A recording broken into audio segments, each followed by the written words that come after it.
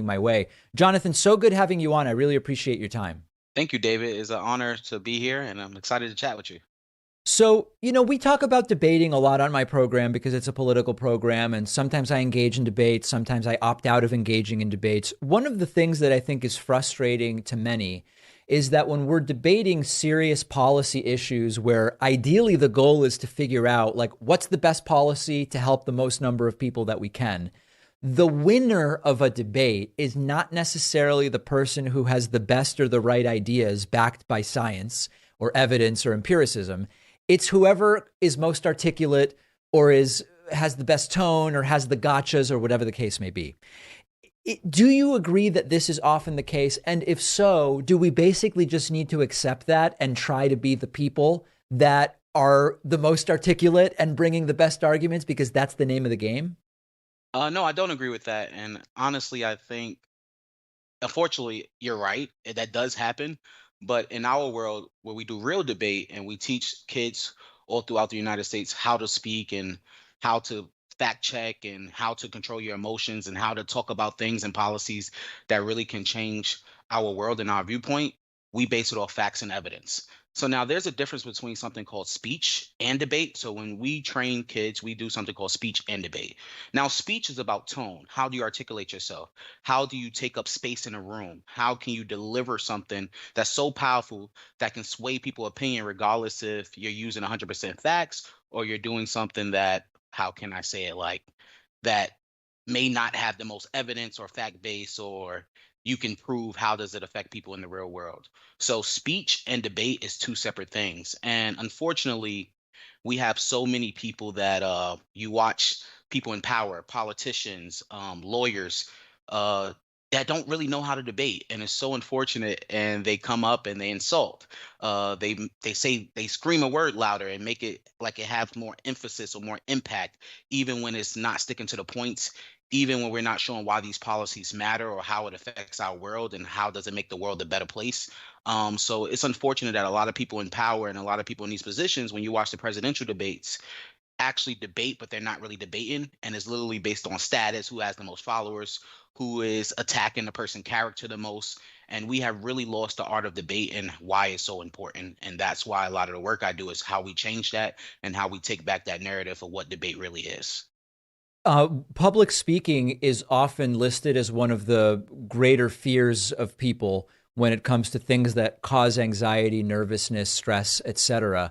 How much do you think that being good/comfortable speaking in public, whether it's in a debate setting or not, how much of it is something that is just sort of a fundamental personality trait versus something that can be taught and learned? I think it can 100% be taught and learned. Me personally, I think debate is probably the most important activity that you could teach any human being. Hmm. From emotional learning. How do you get up and talk about what matters to you and what's important? I had the honor of being on Malcolm Gladwell's podcast, Revisionist History, and he said, Jonathan, take me to debate school. And he came to my program, he watched me with my students, and he said, Jonathan, this is like finding a new voice. Like, I can see your kids and your scholars finding a new voice, being able to stand up for what's right. And a lot of people say, "Oh, you're a great debate coach." And I say, you don't have to know much about debate. It's how do you create environments? How do you create systems where kids feel comfortable and adults feel comfortable saying what they mean, saying what they feel, and saying what's on their mind without all of the chaos around them of who's going to feel this way, am I going to get canceled, and how do we have real dialogue and understand that it's a necessity to listen to all different viewpoints to make the world a better place or to find understanding in topics that need to be talked about. So I think it's a learned trait. I think it comes with a lot. It's not easy to do. It's very hard. But once you do it enough, once you really understand the art of debate, and once you understand that your voice have power and that your voice can change people and shape the world and shape policy, then it's off to the races for there, at least for a lot of my students and Mm. a lot of experience I've had in this industry. I want to talk a little more tactically about some specific questions from the audience, things that have come up over the last year or two, and kind of get your thoughts on them. Mhm. One of them is something that Sam Harris talked about on his podcast. There was a period of maybe 6, 8, 10 months ago where Sam Harris was getting a lot of pressure to confront or debate people who had different views about vaccines. For example, a guy named Brett Weinstein. And one of the reasons that Sam Harris expressed for why he was not going to do it, at least at that time, was that no matter how prepared he was, no matter whether the big picture of the facts was on his side, that someone like Brett Weinstein or whoever can show up and do what Sam called setting a series of small fires by bringing up, didn't you see this study? Didn't you see that study? And even if Sam has the totality of the evidence on his side,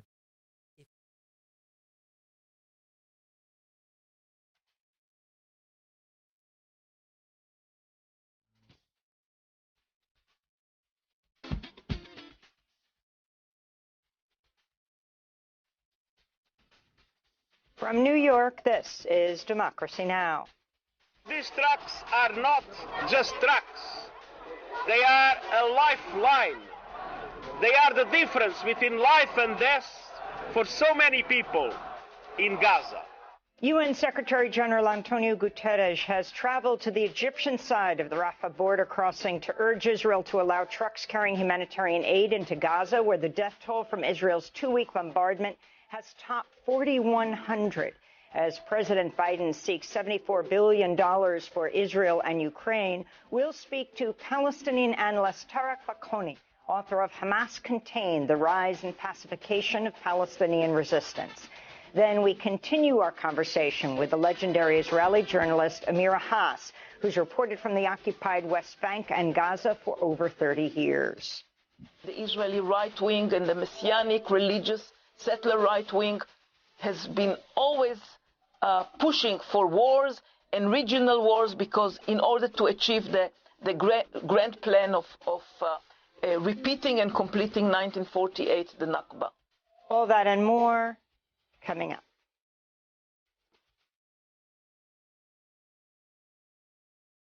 Welcome to Democracy Now!, democracynow.org, The War and Peace Report. I'm Amy Goodman.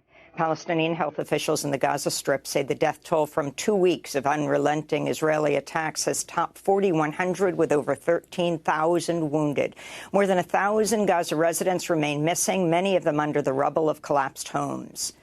In one overnight incident, the St. Porphyrius Greek Orthodox Church in Gaza City, which was sheltering hundreds of displaced Palestinians, was struck by an apparent Israeli airstrike. Gaza officials say 18 Christian Palestinians were killed. Part of the 12th century structure, one of the oldest churches in the world, was reduced to rubble. This is a survivor. They came here to escape the airstrikes and the destruction. They thought they were safe here. The destruction followed them. The destruction followed them, Biden. Biden, you are giving all your support to Israel to kill the civilians. Gaza's hospitals are on the brink of collapse with shortages of fuel, electricity, and critical medical supplies. Doctors at Nasser Hospital in Khan Yunis have resorted to using vinegar to treat infected wounds. According to Gaza's Ministry of Housing, at least 30% of the territory's housing units have been destroyed, rendered uninhabitable or damaged. This is Asma Sabah, whose family has been forced to move to a makeshift tent city in Khan Yunis. We now live like our ancestors in 1948. We are displaced from our homes. Just like their reality, we live in tents. We left our homes to stay in tents, just like our ancestors. We never expected to be here. Oh world, have mercy on us. We want a truce. We are tired. What does Israel want from us? We are displaced from our homes. What more do they want? Earlier today, UN Secretary General Antonio Guterres arrived at the Egyptian side of the Rafah border crossing to Gaza, where a humanitarian aid convoy remains stuck Friday.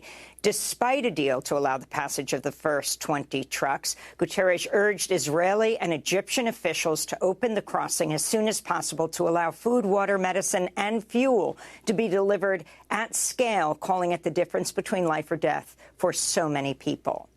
In the occupied West Bank, the Palestinian Health Ministry says 13 people were killed Thursday as Israeli forces bombed and raided the Nur Shams refugee camp. 7 of those kills were children, 2 of them just 10 years old. Meanwhile, human rights groups report heavily armed Israelis from illegal settlements, sometimes backed by Israeli soldiers, have increasingly forced Palestinian Bedouin villagers from their West Bank homes, seizing the properties. On Thursday, Israel's defense minister Yoav Gallant told soldiers massed near the Gaza border they would soon see the territory from the inside, suggesting a ground invasion is imminent. There can be no forgiveness, only total annihilation of the Hamas organization, its terror infrastructures, everything that has to do with terrorists and whoever sent them. It will take a week, it will take a month, it will take 2 months until we eliminate them. You are not alone in battle. President Biden set to deliver a request to Congress for an additional $100 billion in funding to aid U.S. allies and to further militarize the U.S.-Mexico border. Reuters reports the request includes $60 billion for Ukraine, $14 billion for Israel, another $14 billion for so-called border security. Biden made the case for the extraordinary foreign aid package during a primetime address from the Oval Office Thursday. We're facing an inflection point in history. One of those moments where the decisions we make today are going to determine the future for decades to come. Biden's remarks came after more than 400 congressional staffers signed a joint letter urging Congress to back a ceasefire between Israel and Hamas. The staffers write, quote, "We've appreciated seeing nearly every member of Congress express quick and unequivocal solidarity with the Israeli people, but we are profoundly disturbed that such shows of humanity have barely been extended to the Palestinian people," unquote.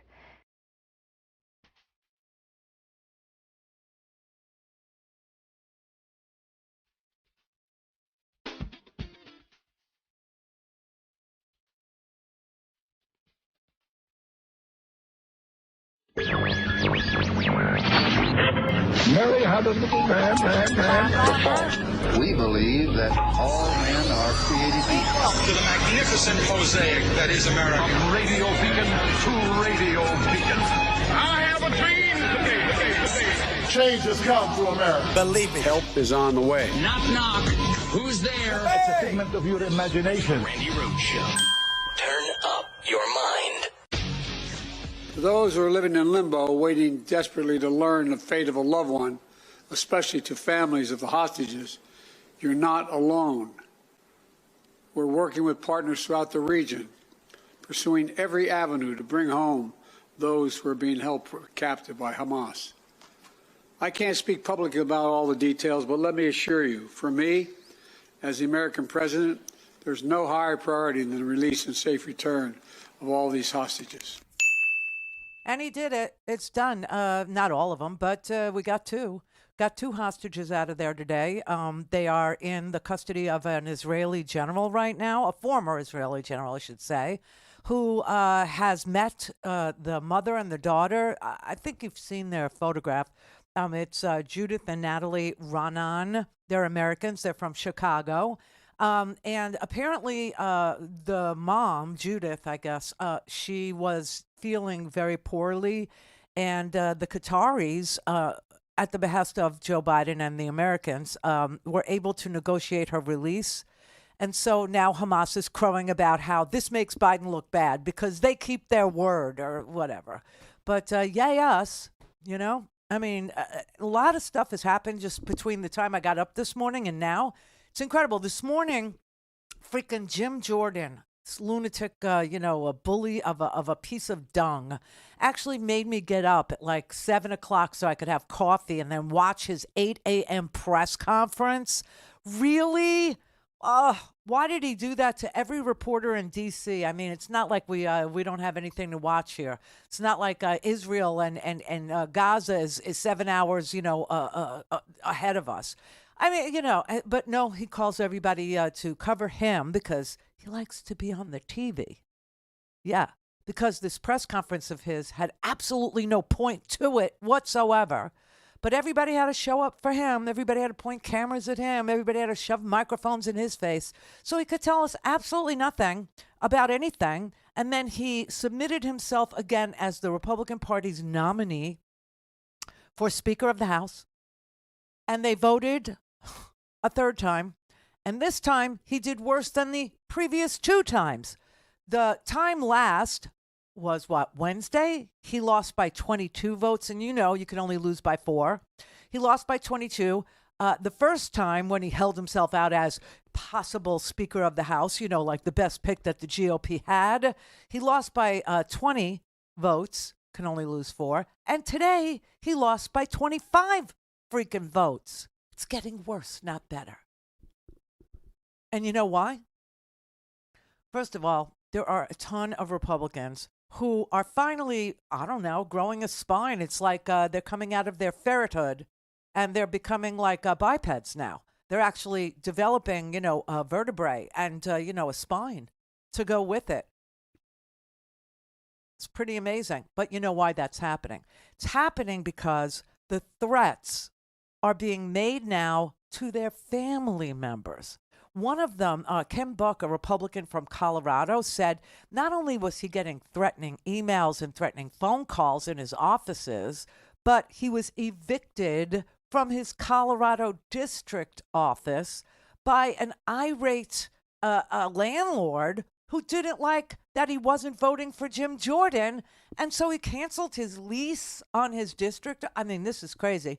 And then CNN got hold of a audio tape that is hair-raising. I mean, it's just who they are. It's what they do. I mean, these are the Republicans that are still like ultra MAGA. All they know how to do is bully and threaten and terrorize. I mean, we have terrorists in this country too.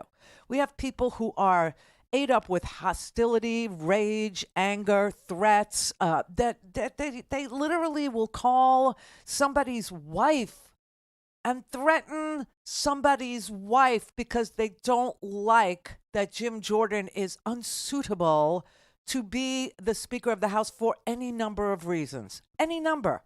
One, he's a legislator who never legislated anything. He's never introduced a piece of legislation. He's never gotten anything, through Congress. He hasn't got anything to show for his 16 years in Congress, okay? He does fake impeachment hearings where his own witnesses come and testify, you got nothing over here. I don't even know what we're doing here because you got nothing. We got nothing. I got nothing to offer you. I got no evidence. I got no proof of any wrongdoing here. I just don't. So why are you asking me questions under oath that in front of the whole world? It's making you look stupid.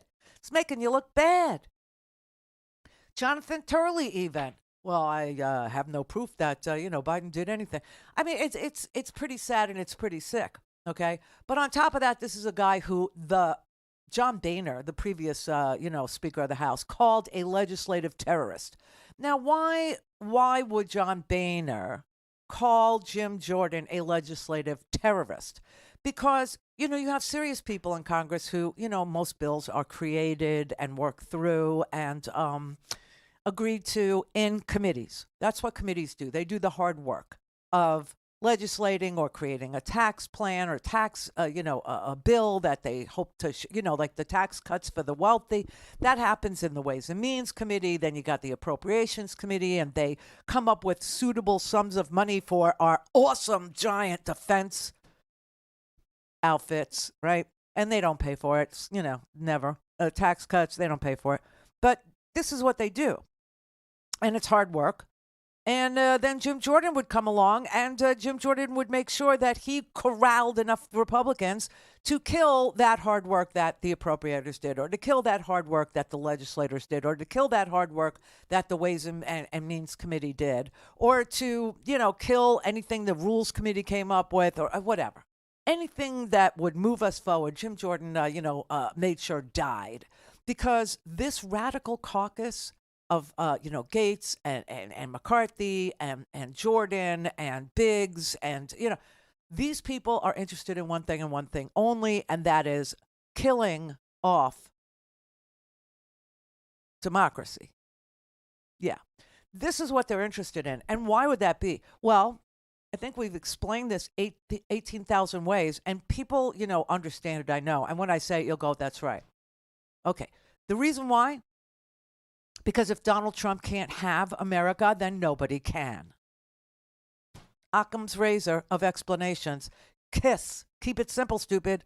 Because if Donald Trump can't have it, nobody can. They're going to burn it to the ground. And we've been saying this since Donald Trump was forced to leave the White House. Forced to leave and stole secrets and documents. Oh, and speaking of Donald Trump's, sycophants and his, guilty little band of thieves, So today, we're supposed to have a trial in Fulton County, Georgia next week. This was the Fani Willis's RICO charges against 19 individuals. And we had 2 of them that peeled off, right? You had Sidney Powell and Ken Cheesebro, who peeled off and said they wanted a speedy trial. They wanted it as fast as possible. And Georgia guarantees that within a certain amount of days. And so October 23rd was going to be the start of the trial for Powell and Cheesebro. Now, Cheesebro is, he was charged with felonies to submit false documents, the fake electors, and blah, blah, blah, right? And so he pled guilty today. Yeah. Happy Friday. Happy Friday, everybody. We've got 2 hostages from Chicago back in the hands of, a democracy and their government, safe, sound, not a hair, harmed on their heads.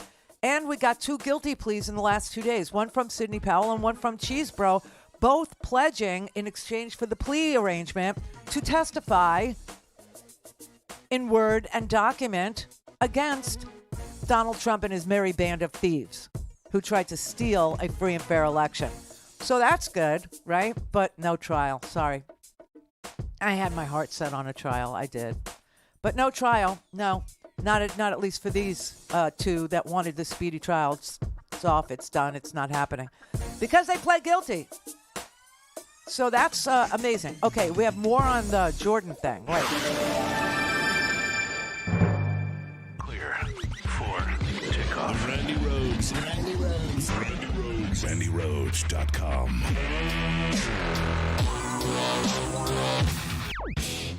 The Bob Cesca Show.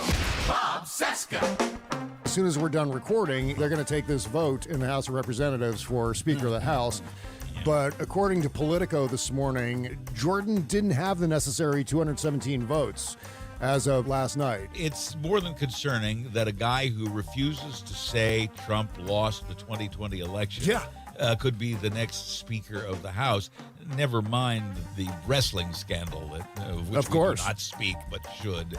But a lot is at stake here, as everybody knows. Not only are we talking about aid to Israel and aid to Ukraine, but we're also talking about making sure that the government doesn't shut down 30 days from now. So Joe Trippi tweeted something along those lines today. He said, on January 6, 2021, Jim Jordan led 139 GOP House members in voting to overturn the results of the 2020 election. If he receives more votes than that for Speaker, you know how far gone this party is. I don't think he can do it today. Well, what's frightening to me is just how damn close we've come to a guy like this becoming Speaker. I'm with you. I don't think he's going to be made Speaker. I agree with you on that, but just unnerving how close he comes. But, you hear in foreign countries about power sharing. Yes. It may be that the solution to the dysfunction of the House right now is a power sharing plan. And it's encouraging, as I said, that some Republicans support some form of compromise. So in the event that Jordan fails, as we think he probably will, there are still some escape routes. Just the fact that Jim Jordan is the next guy on deck really emphasizes how far the Republicans have collapsed. Bob Cesca. It's the Bob Cesca Show. New episodes every Tuesday, Wednesday, Thursday, everywhere you get your podcasts, and at bobcescashow.com. I'm Rick Smith, and this is Labor History in 2. On this day in labor history, the year was 1926. That was the day that one of the great labor leaders in U.S. history, Eugene V. Debs, died in Elmhurst, Illinois. In 1894, Debs gained national attention when his American Railway Union launched a boycott in support of the striking workers of the Pullman Palace Car Company. The strike and the boycott were crushed by federal troops and a federal court. Debs served 6 months in jail for his role in the boycott. Later, Debs would again go to jail for standing up for his beliefs. He was convicted for speaking out against U.S. involvement in World War I. He was among the founders of the IWW, the Industrial Workers of the World, in 1905. He ran as a socialist for President of the United States 5 times, receiving nearly 1 million votes running his campaign from a prison cell in 1920. In 1891, Debs wrote an article for the Locomotive Fireman's magazine titled The Unity of Labor.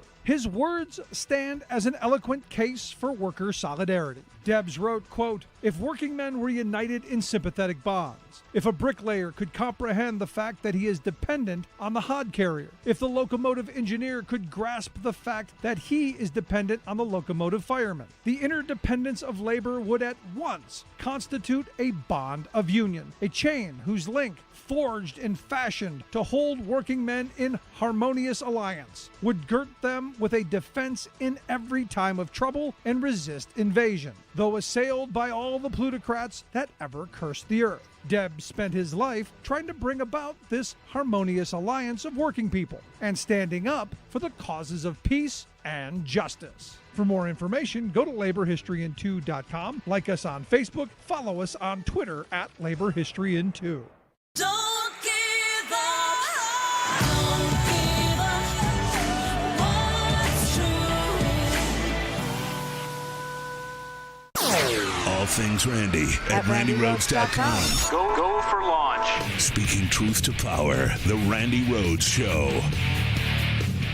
All right, buy a stinking podcast here. Part of the reason that there's temper right now is this constant barrage of phone calls. I have 6 full-time people answering the phones. I have 20,000 messages from people where we couldn't. So far, I've had 4 death threats. I've been evicted from my office in Colorado. I have notice of an eviction because the landlord is mad with my voting record on the speaker issue. And everybody in the conference is getting this. So it's natural. Family members have been approached and threatened. All kinds of things are going on. There's going to be some tension. 4 death threats, Congressman, because you're not supporting Jim Jordan? That's right. What kind of freaks of nature do that? I don't get my way, so I call you up and I threaten you and I threaten your family. What are you, Hamas?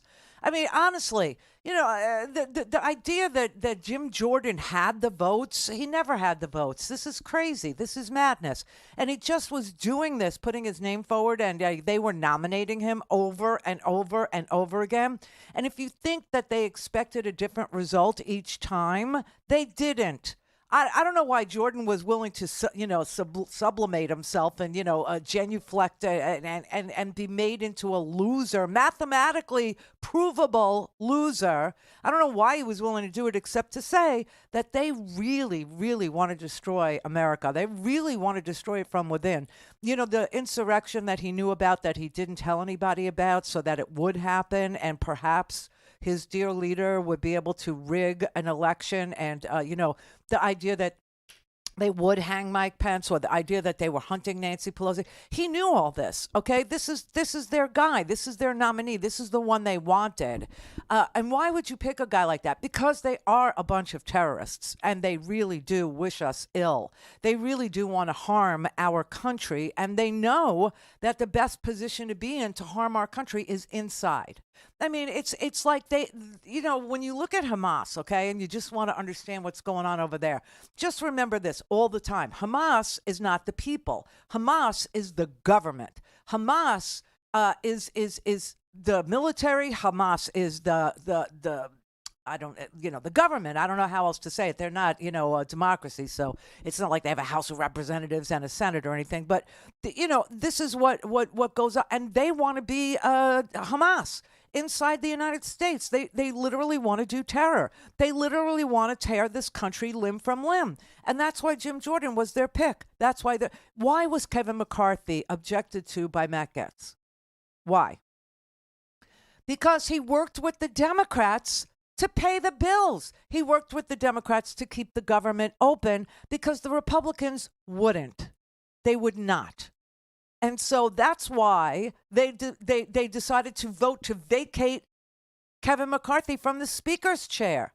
And they left it empty, and they didn't have a plan for another speaker, and that was fine because they didn't intend to do any work. They didn't intend to honor any agreement. They didn't want a bipartisan bill-paying deal. So they went after the guy who reached across the aisle after trying, and I can't believe I'm defending Kevin McCarthy on any level, but okay. And then they picked Jordan, and Jordan is like the most disgusting human being. Fake impeachment hearings, chairman of the never ever passed a piece of legislation in his life in 16 years, not ever, not one single thing. Created a freaking committee called the weaponization of government, which is exactly what they're doing. I mean, it's just it's so bizarre.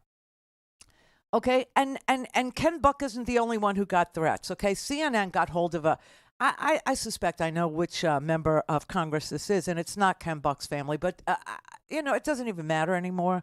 You don't want to say because you don't even want to put anybody's family in harm's way. But listen, I'll just play you one of these phone calls, okay? One of them. You've heard the death threats that Adam Schiff got. You heard the death threats that Jamie Raskin got. You heard the death simply because they were able to show that January 6th was, something that they knew about. And there were fake electors. And, Liz Cheney was able to say Jim Jordan was, the person who knew the most about it, right? Jim Jordan knew more about what Donald Trump had planned for January 6th than any other member of the House of Representatives. There was a handful of people, of which he was the leader, who knew what Donald Trump had planned. Okay, and so that handful of people are the handful of people that are vacating the speaker seat, right? These are the people that don't want government to do anything. They want to bar government from governing. They want to put a hold on government. I told you, think about it like Mitch McConnell did with the Supreme Court. When Obama was still going to be president for 11 more months, Mitch McConnell put a hold on any confirmation hearings even to fill that Supreme Court seat, right? And we thought that was pretty disgusting, and that was pretty underhanded, and that was pretty gross, and that was hobbling America from, doing its business. But this is the House of Representatives. This is paying our bills. This is basic stuff. This is entry level, I'm a bill on Capitol Hill kind of, a Schoolhouse Rock kind of business. And they don't want even that to be done, right? And this is what they're willing to do to their own members, to their own caucus members. We have some exclusive audio right now of a threatening message that was left as a voicemail for the wife of one of the Republican lawmakers who opposes Jordan. This has only been edited to take out identifying information of the wife and the lawmaker. We've bleeped out some of the language, but not all of it. And I want to warn you, this is pretty ugly stuff. Yeah, take a listen. It is. Why is your husband such a pig? Why would he get on TV and make an fool of himself? Because he's a deep state prick? Because he doesn't represent the people? So what we're going to do is we're going to come follow you all over the place. We're going to be up your ass nonstop. We are now Antifa. What? We're going to do what the left does because your of a husband gets on TV.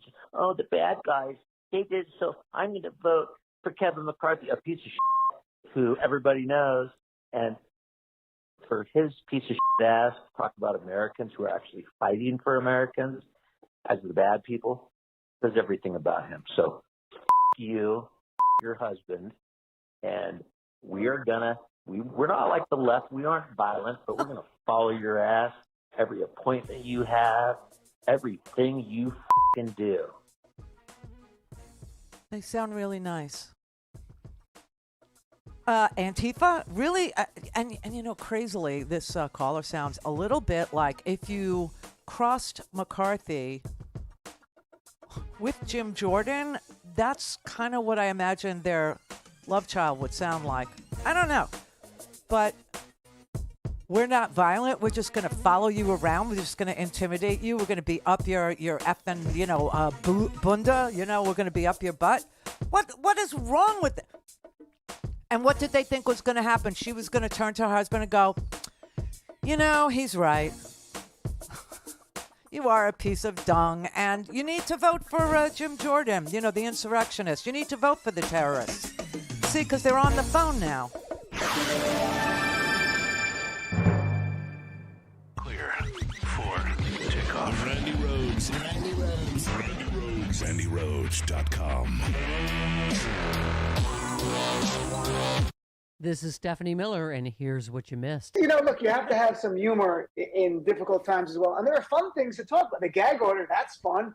Trump's going crazy. The Middle East, heartbreaking. So you've got the balance of the fun and the heartbreaking going on at the same time. Yeah. Isn't it the dilemma we face? Like, you know, as comedians, we're like, oh, no, not the Middle East. You tweeted, we now know the terrorist who stabbed a 6-year-old Muslim American to death was radicalized. His wife, Mary, told investigators that he listens to conservative talk radio on a regular basis and became obsessed with the war between Hamas and Israel.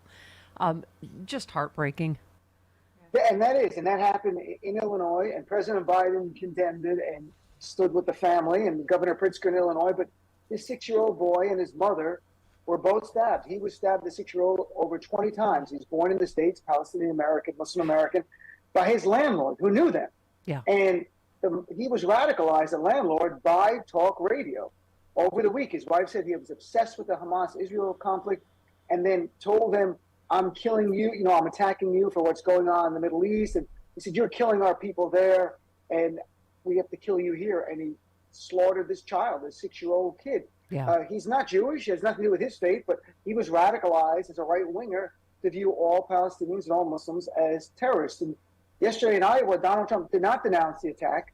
Instead, he gymmed up more anti-Muslim hate by saying if he gets in office, there'll be an even bigger Muslim ban, and demonizing Americans here who express any sympathy to the Palestinian cause, saying that they're going to deport anyone who's not a citizen who's expressing kind of concerns for Palestinians, and we won't have any Palestinian refugees here. My dad's a Palestinian refugee, so I'm glad my father was able to come here in the 50s. But this is where we stand now. It's an emotional, difficult time, and this killing of this child just made it worse here on U.S. soil.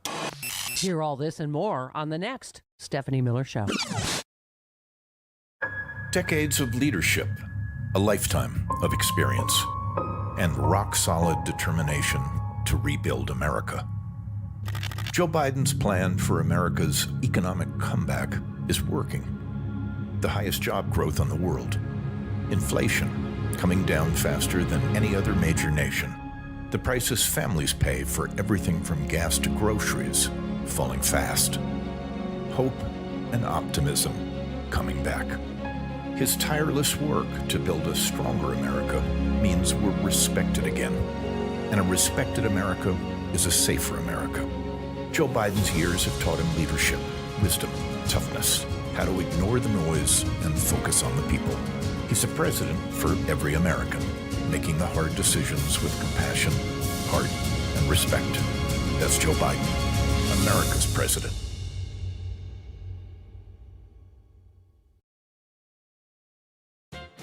Seemingly intractable problems sometimes have an obvious solution standing right in front of them. Our nation's dire shortage of long-haul truck drivers, for example. Wrangling big rigs across the country is difficult and dangerous work, and the corporate giants that dominate the industry have long been wailing that they can't find people willing to do the job. Their lobbyists have even pleaded with regulators to lower the age requirements so they can hire teenagers to drive these 18-wheel behemoths. What could go wrong with that? Is there no better solution than child labor? How about us? Asked the nonprofit group Real Women in Trucking. Little known fact, less than 5% of America's long-haul drivers are women. Lesser known fact, thousands of women are eager to do the job, are fully qualified, and hold commercial licenses to drive the rigs, but are constantly rejected when they apply for open.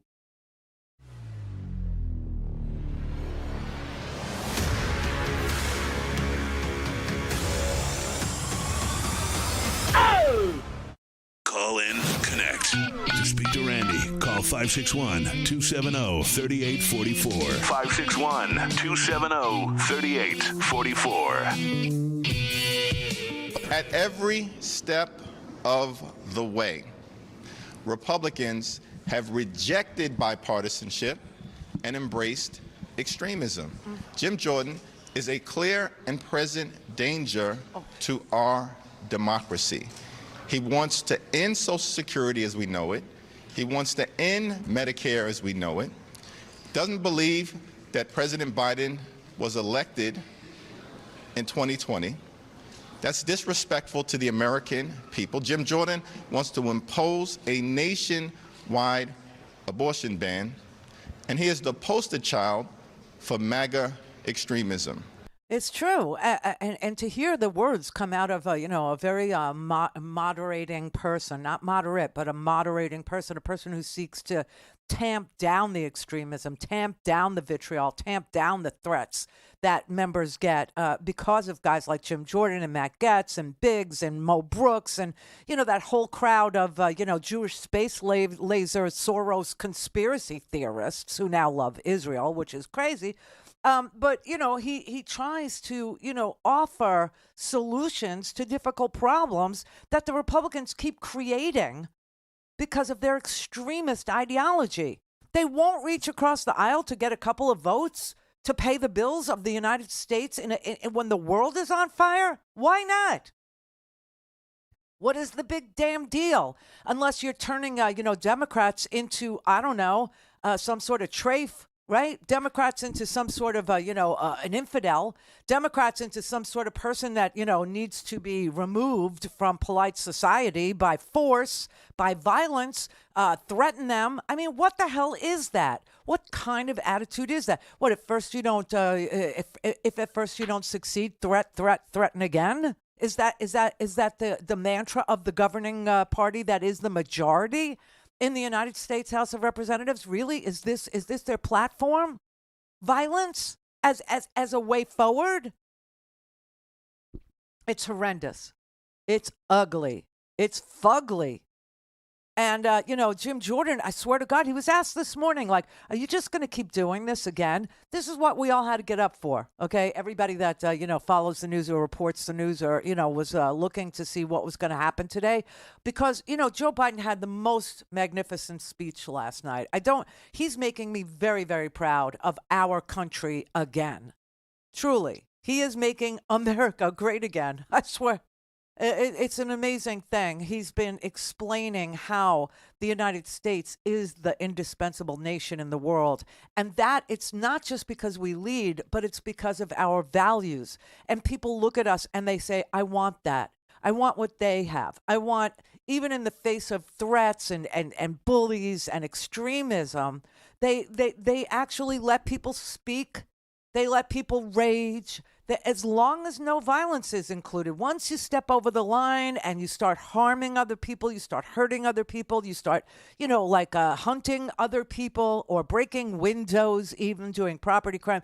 That's where the line is. That's where the line is. But we will listen to somebody who makes our blood boil all day long because we believe that everybody has the right to speak, whether you agree with them or not. Well, they don't believe that. They think that if you speak with your vote or you speak with your words on the floor and you don't vote the way they want you to vote, you don't vote for who they want to win, then you should be targeted. You should be eliminated. You should be somehow, removed from polite society. You shouldn't be able to function. You shouldn't be able to have a microphone. You shouldn't be able to broadcast. You're fake. You're fake, and you need to be trolled, and you need to be threatened, and you need to be abused, and you need to be, bullied. And really, this guy is such a freaking loser. And they all went to town on him. They all threw in with him. And then this morning, I mean, after Biden was so presidential last night, I mean, he tried to explain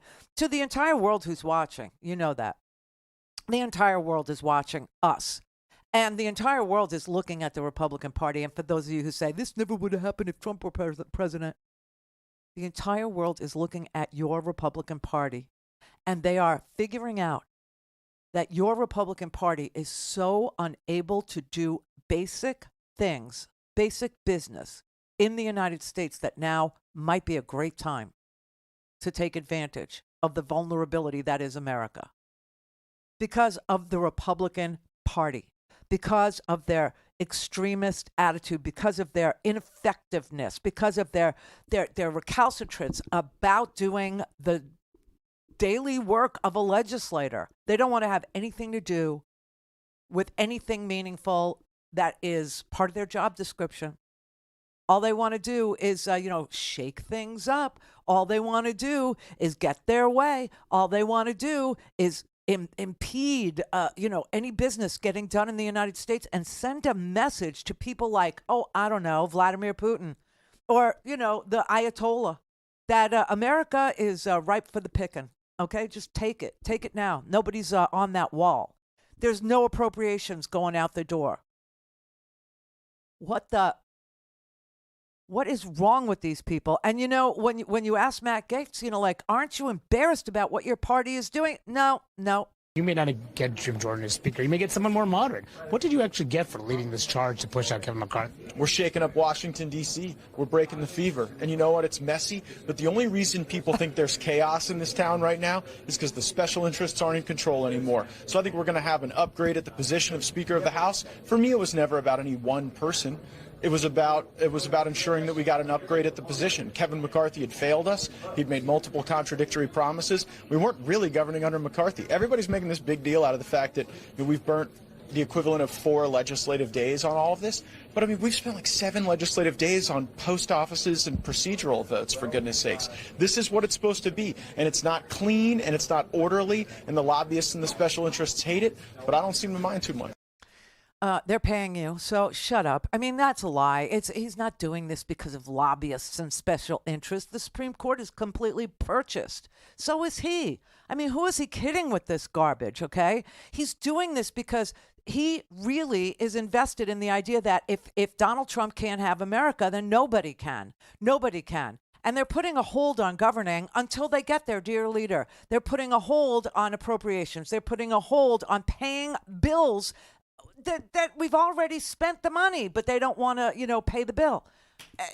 This is so ridiculous that one person or a group of, the tyranny of the minority is able to literally vacate the chair with no plan to go forward, no plan of who should be.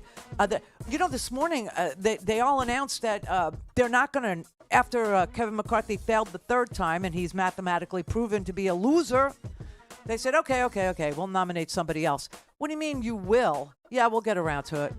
Today? No, we're going home. What? Yeah, we're going home. We'll let you know maybe Sunday, for Monday, like who we might pick.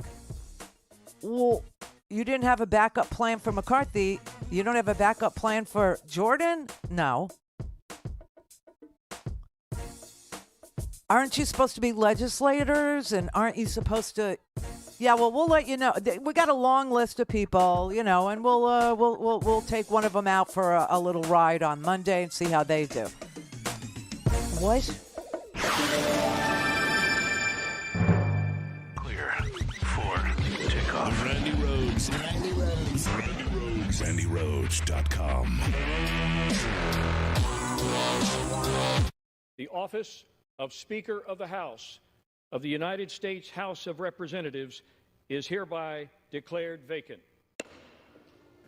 You all know Matt Gaetz. You know it was personal. One of the greatest acts of heresy that I've seen in a while. I thought it was unfair to Kevin. Nothing like this ever happened when Nancy Pelosi was in charge. And I think it's disgraceful, and I hope they expel him from the conference.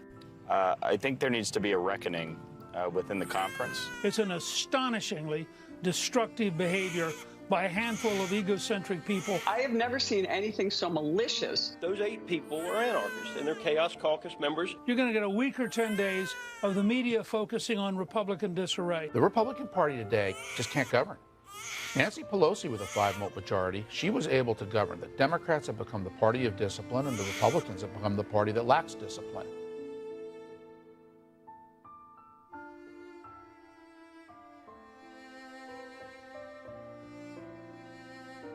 I'm a conservative, I'm a Republican, I'm a conservative, one gets things done. You don't surrender.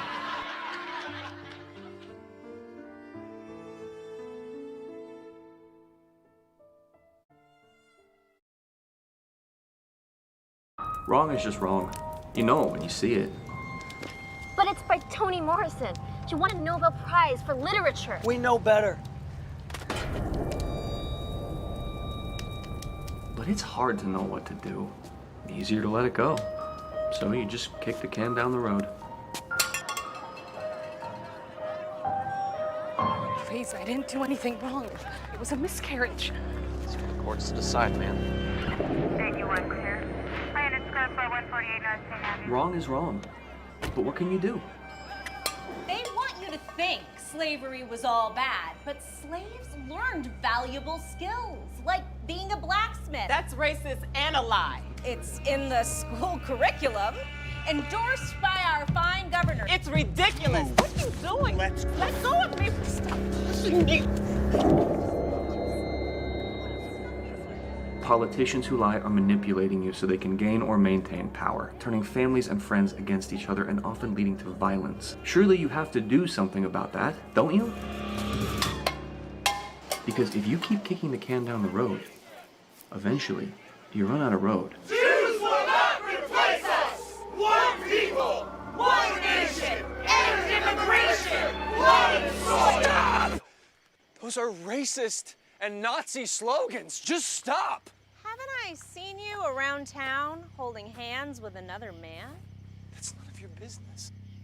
I disagree. Jews will not replace us! One people, This is America! one nation, end immigration, one soil! Help stop MAGA Republican fascism before it's too late. Because the MAGA Republican vision of America is anti-American. Protect your freedom and our democracy by supporting Mission Democracy. Mission Democracy PAC is responsible for the content of this advertising. Coming this October to House of Representatives Stadium in Washington, D.C. Prepare to have your face rocked off by the monsters of political mayhem as Truth Social hosts and Fox News hosts deliver to America the first annual Republican impeachment inquiry of Joe Biden extravaganza.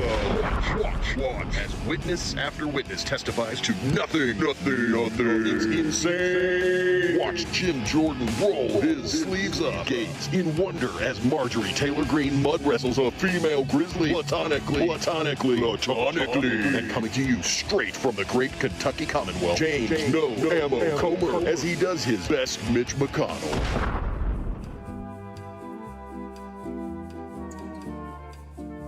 Purchase your ticket today for the 2023 Monsters of Impeachment Farcical Bonanza. Never before will so little be shown by so few to so few. You will or won't want to miss it. Brought to you by the Kevin McCarthy Job and Security PAC in partnership with the Donald Trump Impotence Foundation.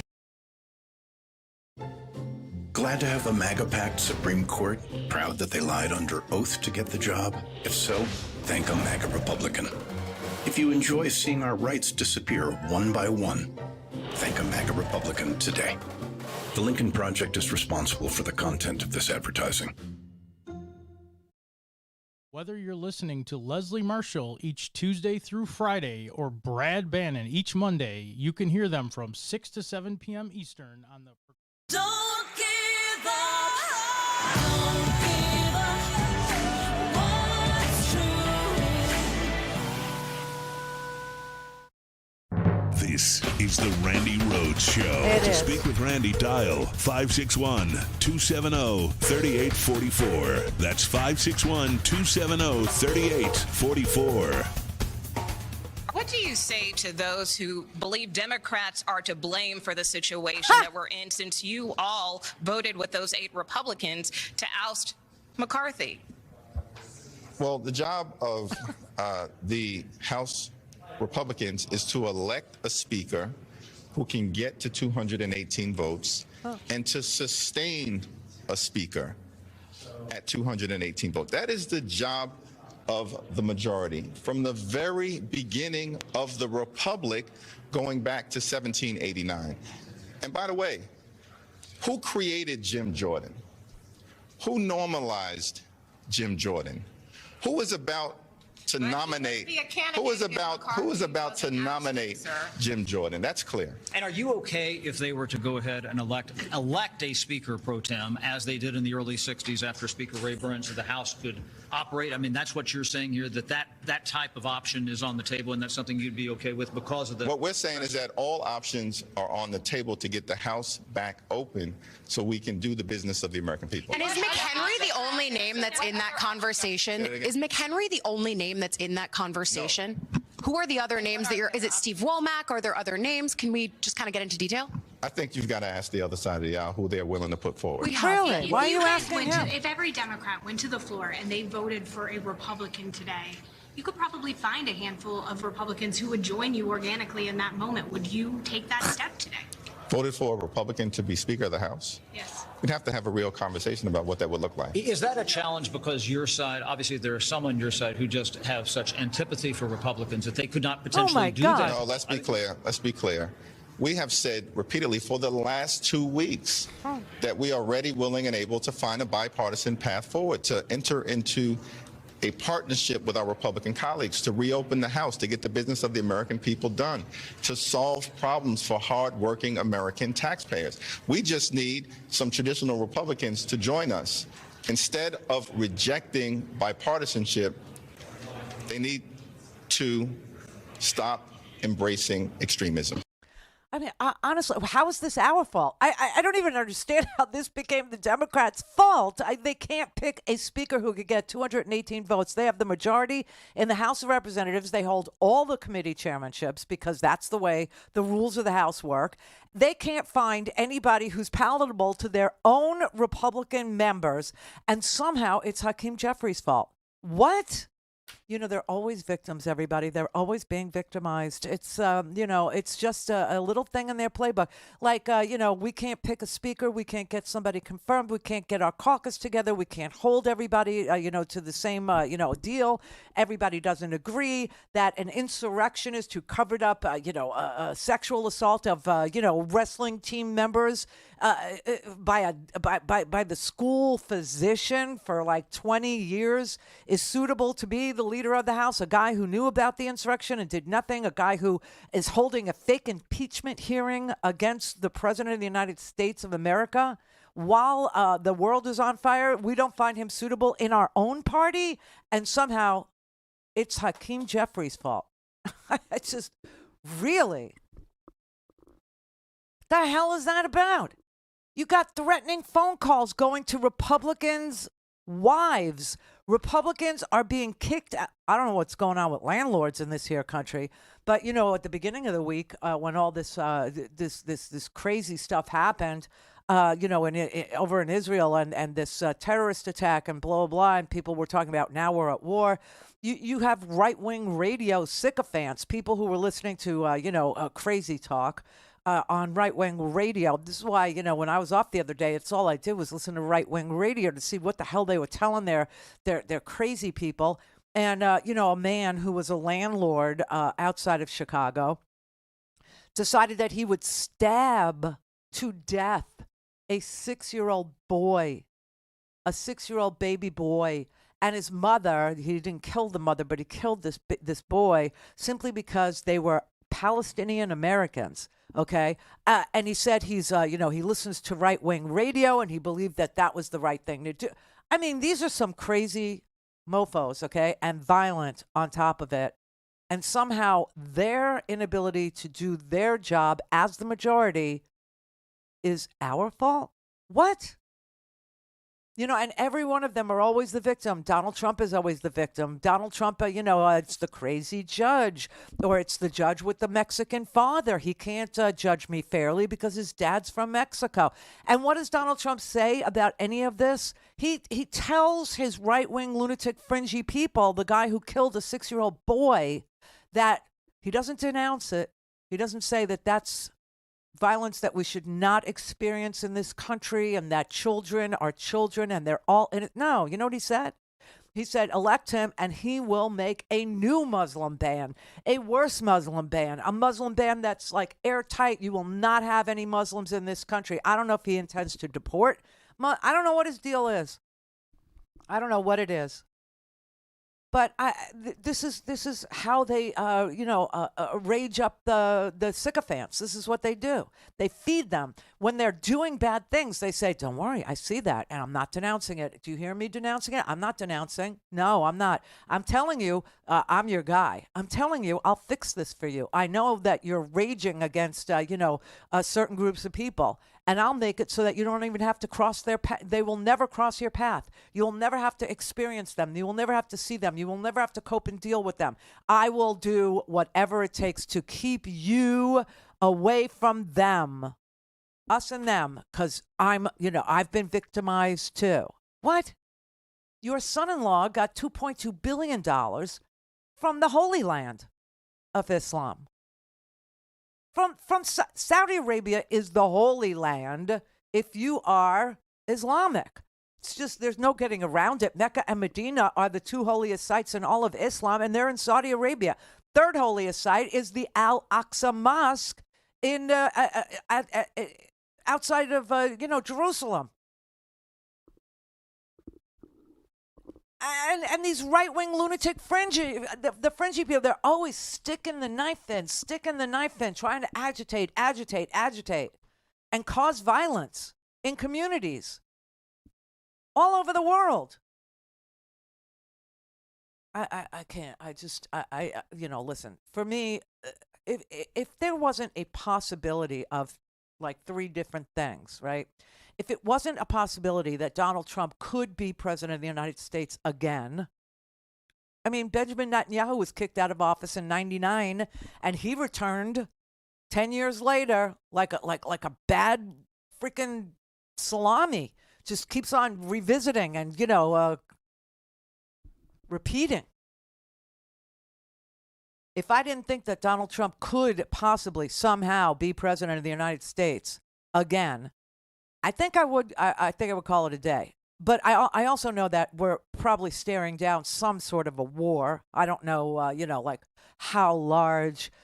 What I can tell you is that the Qataris who were able to negotiate the release of these 2 American hostages today, not only have they shown that they can get stuff done, which is good, for our benefit, but it also may send a message to the right-wing freaks and, that is the Netanyahu Likud party, that there are hostages inside of Gaza that might be able to come out. So don't go in yet. It might actually put a little pause on the ground war that is about to occur. Because, like I said at the beginning, I had heard that they don't give a damn in the right wing of, Benjamin Netanyahu's party, that there were hostages still inside. They didn't care. They were like, well, we're raging and we have to go in. Well, what about the hostages? Well, it might be that their time to sacrifice for their country. What? You're talking about children. You're talking about elderly people. You're talking about one lady, I believe she has dementia. They didn't care. They are literally without any empathy, sympathy, or ability to make meaningful things occur that would benefit them. They leave it to us to figure out how do we do stuff that benefits you and me. How do I do that? And it's always up to me. It's always up to me. And then if you offer a compromise, if you offer a way out, if you offer a solution, if you offer a pause, if you offer some logic and reason, and you show them that it's in your best interest to do it this way too, just, do a little bipartisanship, do a little horse trading here. That's your job, right? You'll get fired for doing that. That's what Kevin McCarthy did to keep the government open, right? He crossed the aisle and he got Democrats to vote with him to keep the government open. And they literally stuck a shiv in his back for bipartisanship. And they don't want to be called extremists. They want to blame Democrats for being bipartisan. What?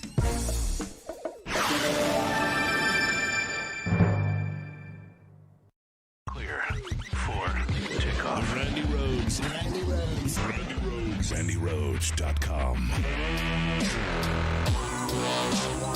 911, what's your emergency? America's healthcare system is broken and people are dying. Welcome to Code WACK, where we shine a light on America's callous healthcare system, how it hurts us, and what we can do about it. I'm your host, Brenda Gazar.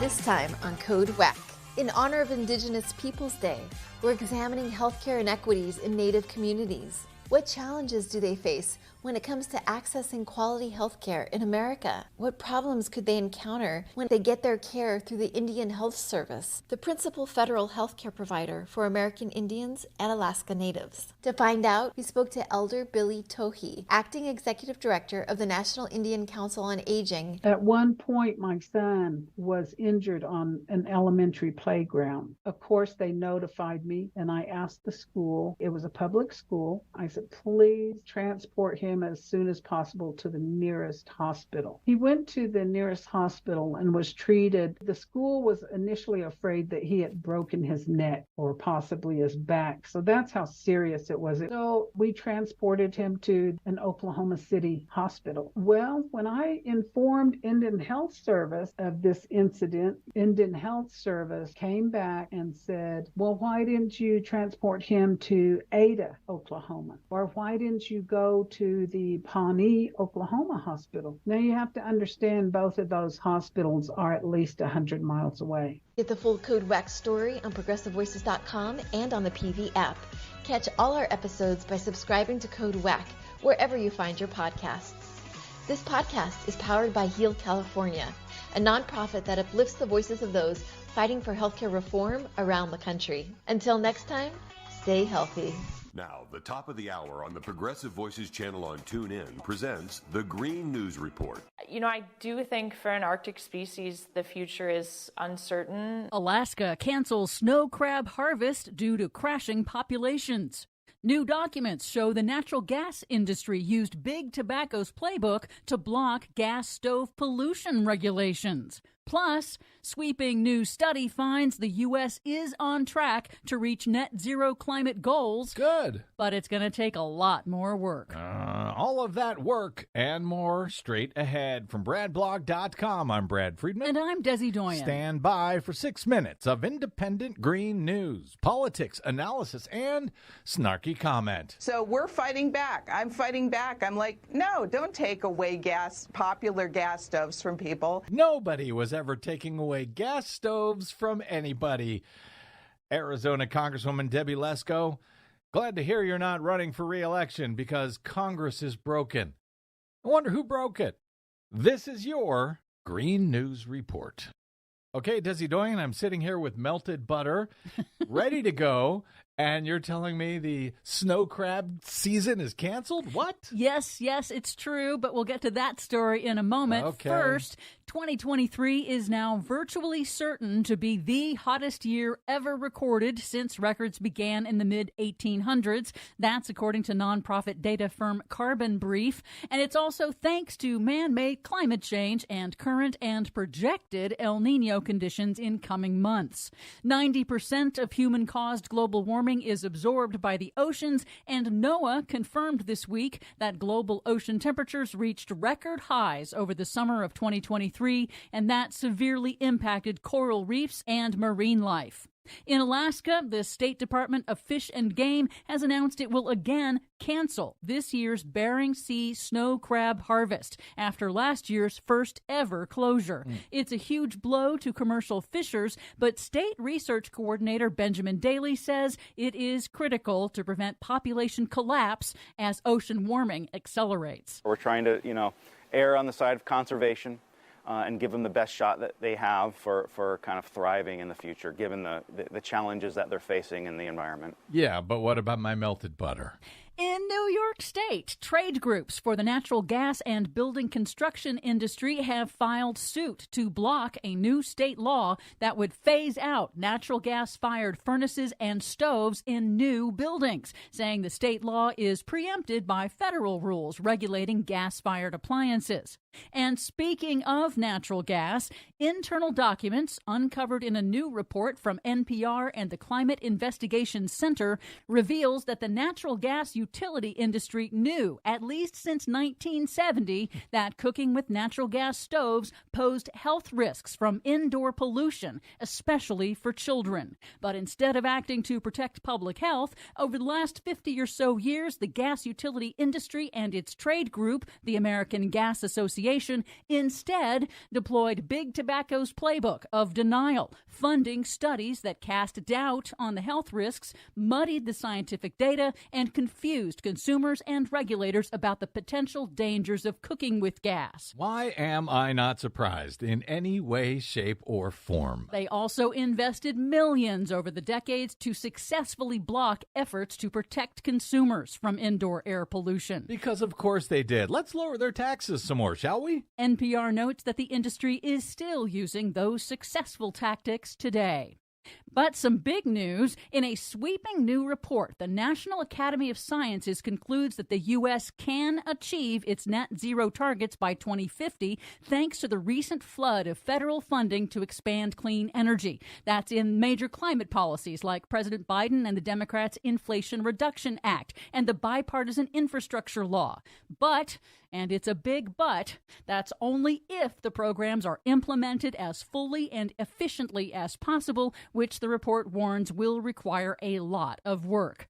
The report makes more than 80 recommendations on how to speed up decarbonization in the U.S., and one key step in the energy transition is banning natural gas connections in new buildings. Uh-oh, they're going to take away your stoves, Debbie Lesko. Finally, a new study published in the journal Nature this week finds that the cost of solar energy has fallen so quickly and achieved so much momentum globally that the world may have already reached an irreversible tipping point in the transition to clean electricity. That's a good thing, right? That's a very good thing. The researchers say, quote, due to technological trajectories set in motion by past policy, a global irreversible solar tipping point may have passed, where solar energy gradually comes to dominate global electricity markets without any further climate policies. Anything we can do without having to do any more work, any more policies, is probably a very good thing. For much more on all of these stories and the ones we couldn't get to today, check out our website at greennews.bradblog.com. Find, follow, and share us planet-wide on the Facebooks, Mastodons, and sites still known as Twitter at Green News Report. I'm Brad Friedman. And I'm Desi Doyen. And this has been your Green News Report. Please help Progressive Voices support the Green News Report by stopping by bradblog.com/donate. Mary had a little man. We believe that all men are created equal. To the magnificent mosaic that is America. From radio beacon to radio beacon. I have a dream today. Change has come to America. Believe me. Help is on the way. Knock, knock. Who's there? It's a figment of your imagination. Randi Rhodes Show. Turn up your mind. I know these conflicts can seem far away, and it's natural to ask, why does this matter to America? So let me share with you why making sure Israel and Ukraine succeed is vital for America's national security. You know, history has taught us that when terrorists don't pay a price for their terror, when dictators don't pay a price for their aggression, they cause more chaos and death and more destruction. They keep going, and the cost and the threats to America and the world keep rising. So if we don't stop Putin's appetite for power and control in Ukraine, he won't limit himself just to Ukraine. Putin's already threatened to remind Poland that their Western land was a gift from Russia. One of his top advisors, a former president of Russia, has called Estonia, Latvia, and Lithuania Russia's Baltic provinces. These are all NATO allies. Yeah. For 75 years, NATO has kept peace in Europe. So not only for 75 years has NATO kept peace in Europe, and that is why alliances matter. And the organization of NATO is fabulous, and it produces peace, which is what I think everybody in this audience wants. But the idea that, Donald Trump wanted to break up NATO, that he felt NATO was a bad investment. He didn't want NATO to exist anymore. You remember that arrogant, he went to a NATO meeting and I guess it was the president or the prime minister of Montenegro, he pushed him out of the way and said, they're not paying their fair share and blah. It's the best investment that we ever made was NATO, because there's no war in Europe. There has been no war in Europe until now. And this emboldening of Vladimir Putin, it's just it's bizarro world, you know. I mean, these are the Republicans. These are supposedly the Reagan Republicans that were so against, the evil empire. And now, the evilest one of the empire is trying to rebuild the evil empire back from Peter the Great's day. And, they were like, oh, let him have it. Let him have, we don't need peace in the world. We don't need it. I couldn't, for the life of me, I can't understand, what are their principles? What are their values? What are they protecting, or what are they, willing to protect? What do they think is, important for the world to move ahead and, see less war, less violence, less invading of your neighbors? What do they think it takes? Jim Jordan. I mean, these are their ideas, right? For leadership. Jim Jordan, he's a real leader. Kevin McCarthy, he's a real leader. I mean, these are their suggestions. Now, you know who they're going to suggest? I promise you, on Monday, you'll start hearing about Byron Donalds from Florida. Yeah, Byron Donalds, because they wouldn't dare, have, people voting against, Tim Scott or a black man from Florida, right? So ridiculous. These are people that haven't accomplished anything. Nothing. And that's the whole point of why they're nominating who they're nominating. But anyway, Biden was like, Biden is a gem in that he has an institutional memory, not just of, post-World War II, Cold War era issues and how to solve them and how to keep the peace for nary 75 years, but he also has a working relationship of the leaders that predate the leaders now in all of these places in the world, because he's old. And there's something to be said for a man who has been active in the world for his entire adult life, who has accomplished a great deal, versus a man who is similarly old but hasn't accomplished jack crap except getting himself indicted for 91 felonies. Who settled every fraud case that's ever been brought against him, and there have been hundreds of them, from contractors in Atlantic City all the way to students at his, fraudulent university, to people that he still associates with losing their law licenses and being charged with felonies themselves, to, Steve Bannon, who he had a pardon, who's still on the air and still facing felony charges for stealing money from his own damn audience with the We Build the Wall scam. I mean, it's amazing that this is even a thing. But it is. And, I have to tell you, even Brit Hume yesterday, everybody on Fox was like, this was like the best speech that Biden has ever given.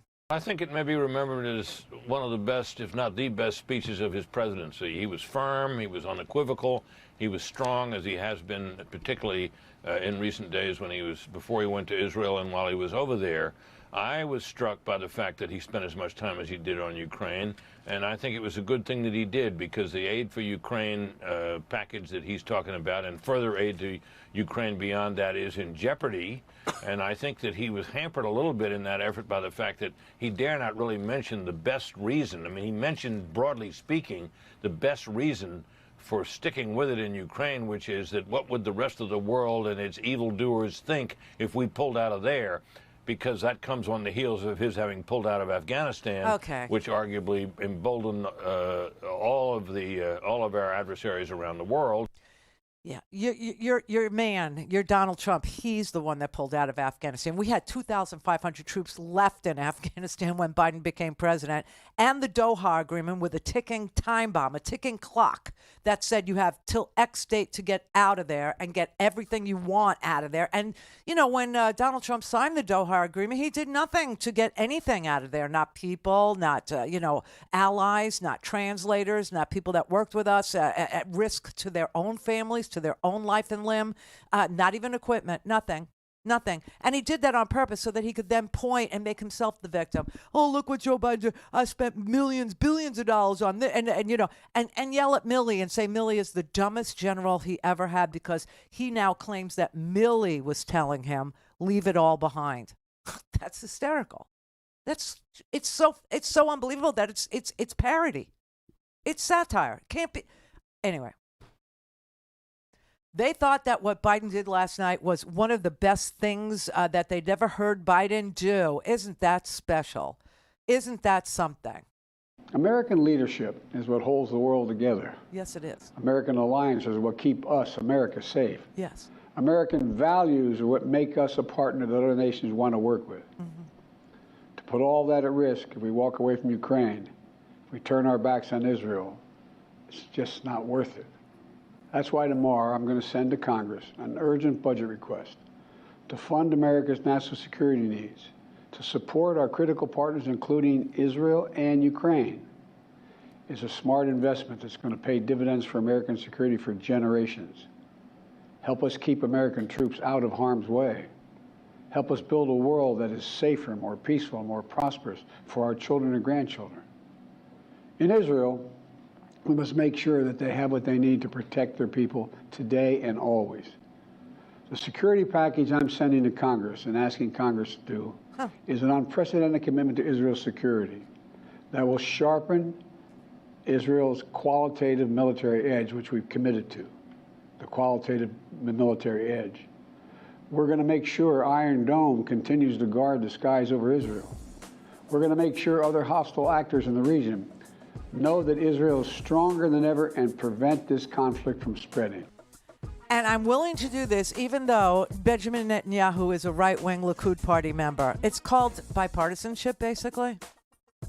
I'm doing it because it's the right thing to do, not because I agree with, But you know what I am doing? You know what he did do? Just so you know. He's got eyes and ears now in that war cabinet of Benjamin Netanyahu's because it's now a bipartisan war cabinet. You understand? It's a unity government that we insisted be put together before any of this could happen. So now we have the ability to at least influence the decisions that will affect us for the rest of our days on this planet.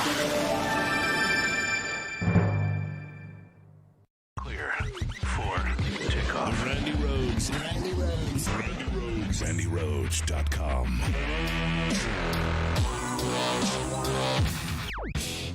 The Bob Cesca Show. Bob Cesca.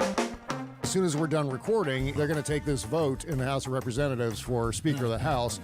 But according to Politico this morning, Jordan didn't have the necessary 217 votes as of last night. It's more than concerning that a guy who refuses to say Trump lost the 2020 election could be the next Speaker of the House. Never mind the wrestling scandal of which we do not speak but should. But a lot is at stake here, as everybody knows. Not only are we talking about aid to Israel and aid to Ukraine, but we're also talking about making sure that the government doesn't shut down 30 days from now. So Joe Trippi tweeted something along those lines today. He said, on January 6, 2021, Jim Jordan led 139 GOP House members in voting to overturn the results of the 2020 election. If he receives more votes than that for Speaker, you know how far gone this party is. I don't think he can do it today. Well, what's frightening to me is just how damn close we've come to a guy like this becoming Speaker. I'm with you. I don't think he's going to be made Speaker. I agree with you on that, but just unnerving how close he comes. But, you hear in foreign countries about power sharing. Yes. It may be that the solution to the dysfunction of the House right now is a power sharing plan. And it's encouraging, as I said, that some Republicans support some form of compromise. So in the event that Jordan fails, as we think he probably will, there are still some escape routes.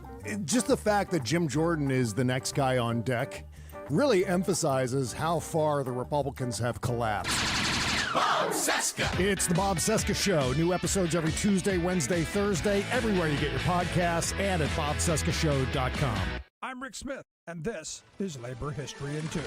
On this day in labor history, the year was 1926. That was the day that one of the great labor leaders in U.S. history, Eugene V. Debs, died in Elmhurst, Illinois. In 1894, Debs gained national attention when his American Railway Union launched a boycott in support of the striking workers of the Pullman Palace Car Company. The strike and the boycott were crushed by federal troops and a federal court. Debs served 6 months in jail for his role in the boycott. Later, Debs would again go to jail for standing up for his beliefs. He was convicted for speaking out against U.S. involvement in World War I. He was among the founders of the IWW, the Industrial Workers of the World, in 1905. He ran as a socialist for President of the United States 5 times, receiving nearly 1 million votes running his campaign from a prison cell in 1920. In 1891, Debs wrote an article for the Locomotive Fireman's magazine titled The Unity of Labor.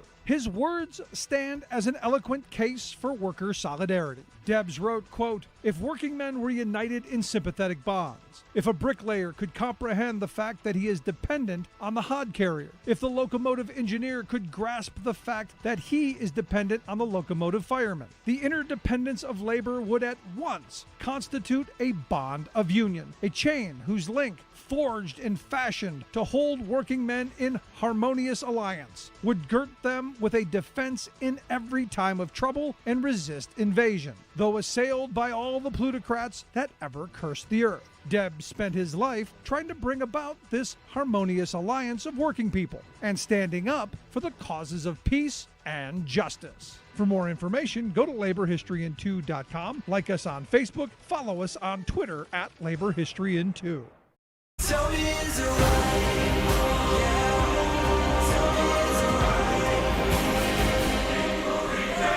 I watched it on TV. All things Randy at RandyRhodes.com. Go for launch. Speaking truth to power, the Randi Rhodes Show. All righty. 20 minutes after. So what do I got here? 3 more segments to beer, everybody. Three. Yeah, right, 3. Was that? It looked like 4. The German 3. Oh, really? Is that what that is? Because it was almost like, Orwell. It was almost like, 2 and 2. How many fingers am I holding up? 5. You have to say 5. Very weird. Ow. Robin? Yes, I'm here. Okay. Yes, I'm here. Yeah, something's wrong with the phone. Sorry, can't do it. Anyway, this is, let me try this one here. Brother David? Sister, 3 segments to beer. 3. Listen, it is a flippin' feckless fascist Friday. I don't know where to look. No, it's Free Friday. We got the hostages. Concentrate on the freedom. That's true. It's Freedom Friday. Breathe yes, I stand corrected. Smell the freedom. He was beautiful last night, President Pop. And it is so nice to see an adult in the room with what's going on in Georgia. Not since the heyday of the Flying Walendas will so much flipping have gone on. Huh. And then there's happy birthday, she who must be protected at all costs, Madam Vice President. Is it Kamala's birthday? Yes, it is her birthday today. You know whose birthday it is today, too? My sister, Ellen. Oh. Yeah, she would have been 69. Yeah. Well, yeah. So how the time has flown. Flies. Fly, flee. But as I said to the chat room, I'm probably going to endure 3.5 hours of Scorsese this weekend. You are? You're going to do it? Yeah, I think I'm going to do it. Is it 3 hours or is it 4 hours? 3.5. 3.5. Oh my God. Now I will tell you this. I read the damn book. Okay. We're talking about the new Scorsese movie, Killers of the Flower Moon. Yes. It starts off really beautifully. I mean, the writing is lovely. It's very flowy and very descriptive, and you get immersed. And then it becomes extremely tedious. Okay. But I will tell you this. The Godfather by Mario Puzo was also a tedious read, and it was only good after you saw the movie. Although Brett says he likes that book. I enjoy it. Well, I have the same hopes for this one. Just because half my family is from Oklahoma and those states, and it's Scorsese! Exclamation point. Right. You got to be there. Yeah, no, and it's DiCaprio, and it's the great Lily Gladstone and De Niro. Oh, what more do I need? Right. So in a movie. Well, I mean, my movie theater serves beer, so. Then you're already ahead of the game, are you not, sister? I don't know. I mean, a 3.5-hour movie, do you get a beer or do you not get a beer? Because if you get a beer, then you're kind of sleepy and you're never going to make it through the 3.5. Maybe you'll make it through 2. And with a tedious story that is about solving a murder mystery, okay? Right. You're going to have to pay attention to the details if you're going to get, like, really in, like you do with The Godfather. You have to get really in. You have to pay attention, sure. Yes, you do. So, no, I don't know if I'm ahead of the game with the beer. Well, this is the lesson I learned from Oppenheimer. Don't drink until after the movie. That's it. There are still more of us, sister. Brett, did you like Oppenheimer? I did like Oppenheimer. I gotta be honest. All right, so I have no regard for your not opinions as much anymore. as I thought I was gonna like it. I gotta be honest. And I was expecting to see a lock Oscar across the board nominated film, and it wasn't that. Barbie was. You know what? I enjoyed Barbie. I left Barbie knowing that I was the problem. I knew that much when I left, but I also knew that I enjoyed myself. Oh, that was That beautiful. is the best way to put it. That was so great. Beautiful. Still more of us. Gorgeous girdles for everyone. Thank you. Love you. Love you always. Bye. All right, then, everybody. So, like I said, take a deep breath, smell the freedom. This is really, really, great news. Whether or not, Qatar is on our side of this whole I don't know. I mean, I don't know. I think Pam in Utah wants to talk about our relations with the Qataris. I don't know, that I could reassure you, but Pam in Utah. Yeah, I just wondered if we had any political leverage here in the United States. Well, what do you regard as leverage? Well, we give money to everybody. Oh, like that. Well, listen, we allow their airlines to fly here, right? We let them advertise on our TV. People who see, like advertising for Qatar Airlines and stuff like that, and, want to visit Doha, we supply them with, an open sort of, go back and forth. And, but are they friends with Hamas? Yes, they're friends with Hamas. Oh, I know that. Right. That's why I'm saying, do we have leverage that we can they put might, pressure? Because they're running around free there. The leaders are. Well, they might value this tourism dollar that, is something that they've been using to build their skyline off of, which is good and healthy. And they may, have lost all, regard for Hamas these days. I don't know. It's kind of like, it's kind of like, was Iraq an enemy of the United States or not?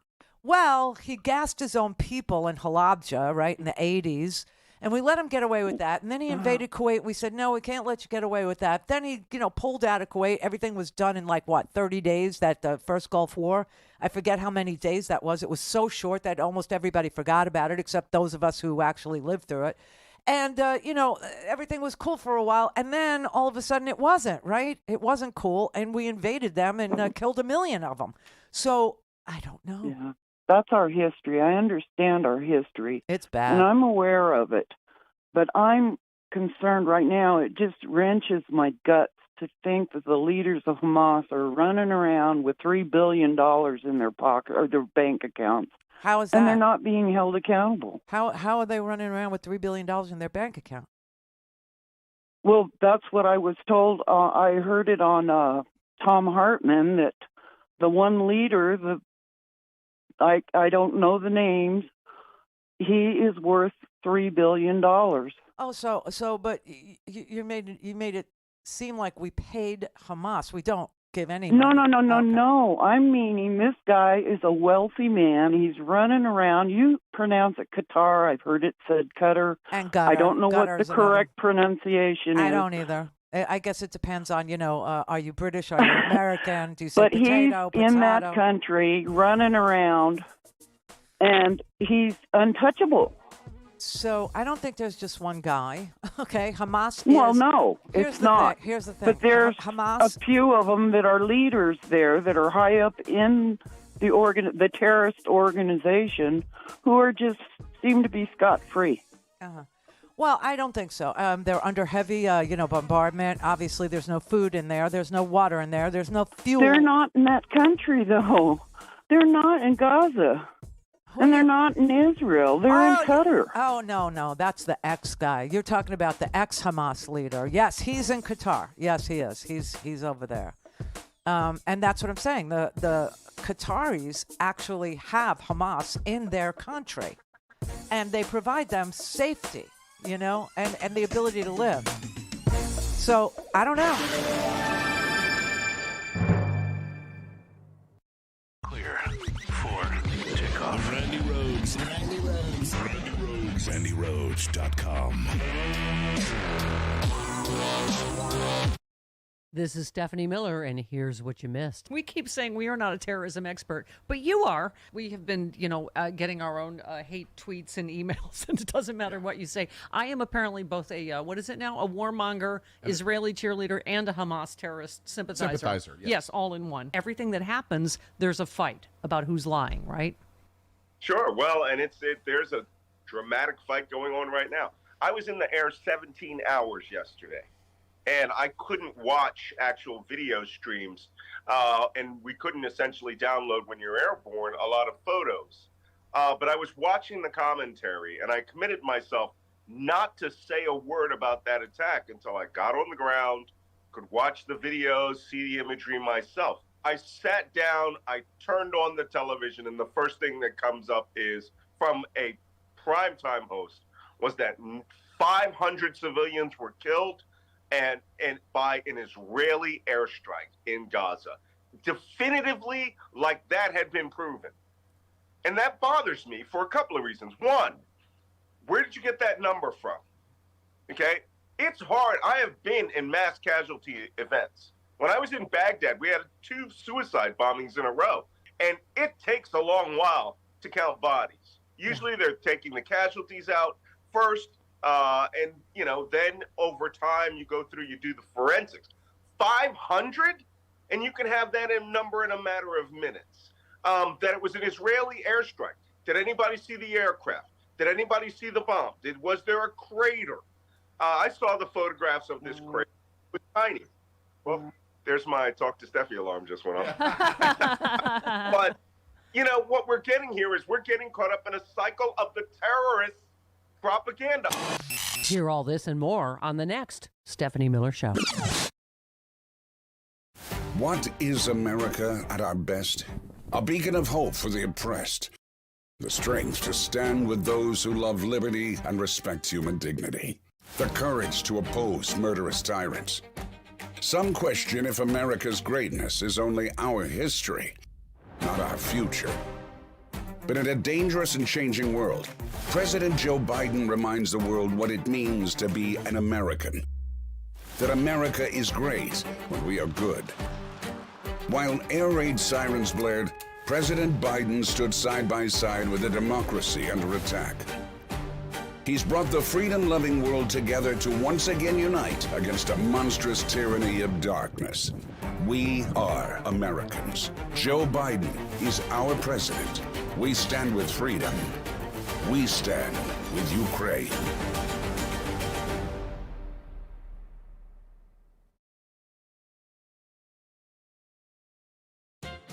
Seemingly intractable problems sometimes have an obvious solution standing right in front of them. Our nation's dire shortage of long-haul truck drivers, for example. Wrangling big rigs across the country is difficult and dangerous work, and the corporate giants that dominate the industry have long been wailing that they can't find people willing to do the job. Their lobbyists have even pleaded with regulators to lower the age requirements so they can hire teenagers to drive these 18-wheel behemoths. What could go wrong with that? Is there no better solution than child labor? How about us, asked the nonprofit group Real Women in Trucking. Little known fact, less than 5% of America's long-haul drivers are women. Lesser known fact, thousands of women are eager to do the job, are fully qualified and hold commercial licenses to drive the rigs, but are constantly rejected. Don't give up. Don't give up. What's true? Call in, connect. To speak to Randy, call 561-270-3844. 561-270-3844. 433, Bill in Arizona. Hi, Randy. Hey, Bill. When I asked Mark Kelly if he'd consider running for the state Senate seat, yeah, you remember I told you he said he'd consider it. I'll only ask you, would you please consider running for the state Senate seat, the Congress seat, I'm sorry, currently held by Debbie Lesko? Could I get elected in her district? I'm a member of the 8th District. She's my congresswoman. Could I get elected in that district? Yes, I think you could. Really? I think you could. Why do you, really do you think we have Debbie Lesko then? Because she's got a beautiful smile and a nice figure. And Arizona's a hollow. They're shallow. Your smile, they're shallow? They are very shallow. Oh, they are. Really? But your pretty smile, and forget about it. You knock everybody out with your words. And you're pretty. Oh, you're so nice. Well, listen, I have a congresswoman here, and this is the district in which I live, and have lived for many, many years. Florida's going to sink into the sand. Florida. Oh, come out. Yeah, but it'll look just like Arizona then. Come out here. We'll welcome you. You like it out here. So, what is the district like? Where would I have to live? I'm in Sun City. You've been here. Sun City, I have. I gave you a hug. I know. Well, I it's like being in a giant blow dryer. I mean, it's so hot. All right. It's how do you do it? Why do you do it? Why? Reverse blizzard, right? Yeah, everything you do in the cold weather, you do in the hot weather here. You do it in Florida just the same. No. You adapt. No. You know Randy, something? You want to know something? It was such a miserable summer here as far as heat and humidity and all that. And I know you're dry. I understand.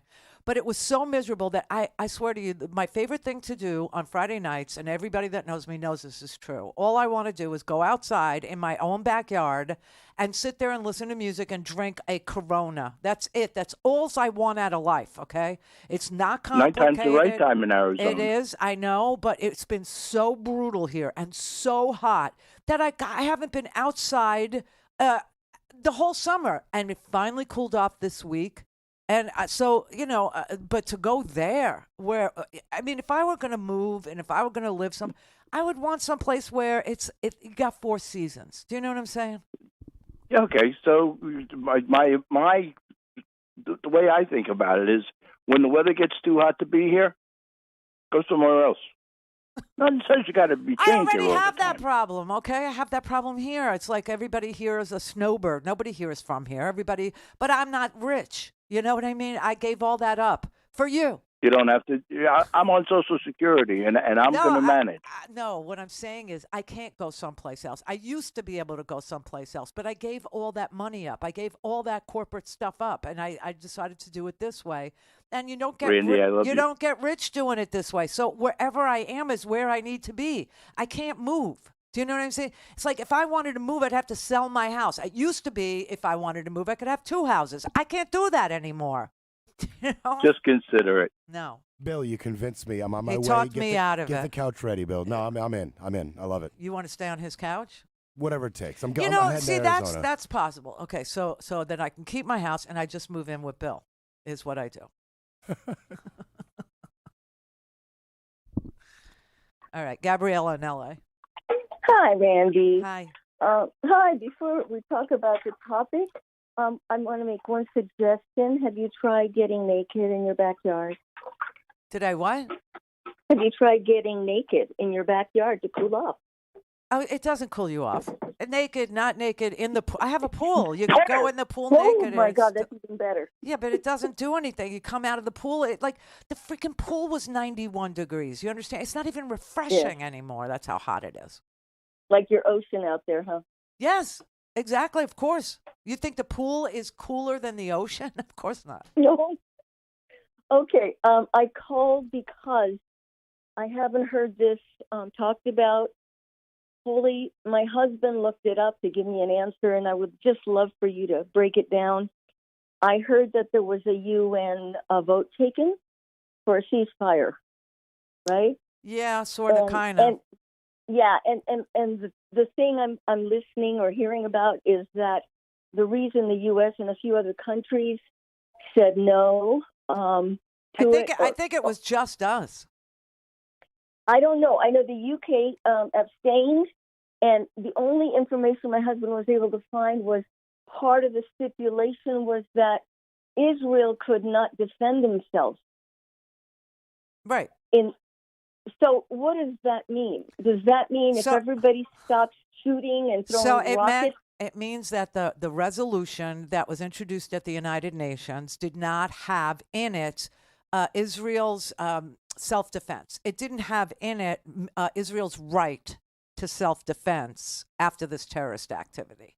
And, I would love for everybody to turn the other cheek. That would be beautiful. It would be lovely. It would be fabulous. Break the cycle of war. I'm all about it. But, when you are part of when your country has been attacked in this manner, and you see, babies being piled up on top of each other and set ablaze, and elderly people being taken hostage, etc., and that you need to retaliate, then, I'm sure Israel asked the United States to please veto, because we're on the Security Council and they're not, to please veto this. And I think that's why we vetoed it. Well, one of the things that concerns me, progressives, which I am one, but ones that I really respect, they're just whole hog going on this and other things, and they're trying to give Biden a black eye on what he's trying to do, and all he's trying to do is be fair to all sides and still respects Israel and what they've gone through and the fact that they want to be. And I'm telling you, he also respects the Palestinian people. He does. Not the government of Gaza. The government of Gaza, separate and apart from the West Bank. These are two different places. I don't know how I'm going to get people to understand that the West Bank is over here and Gaza is over here. It's sort of like you're in LA, so you're on the West Coast, and I'm in Florida. I'm on the East Coast. Well, the West Bank is on the East Coast, and Gaza's on the West Coast. It's the best way I can explain it. They have two different governments. The government in the West Bank, which is way smaller, okay? Rather, the government in Gaza, which is way smaller than the West Bank, is terrorists. It's Hamas. That is the government. So Biden is saying that government's got to go. They're a bunch of terrorists. They terrorize their own people. They're cowards. They hide among the people. They use the people as human shields. And still, we're trying to say that civilians are civilians are civilians, and say that to Israel. We're trying to say to Israel, you have to understand that even though Hamas are cowards and they're terrorists and they're horrible and they will, immerse themselves in the civilian population, they will build tunnels underneath elementary schools, okay, because they're horrible, they're terrorists. We still have to respect the fact that the Palestinian people are being used by them and try and mitigate civilian casualties, even though, they're part of that place. And you got to respect him for that.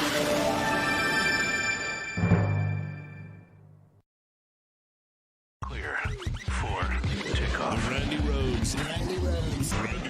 RandiRhodes.com. Oh, Donald, you're broke and busted. A fraud, a con, a low-rent rip-off artist. We've always known it. So have you. Now America knows it. The courts are shutting down your crooked shell companies in New York.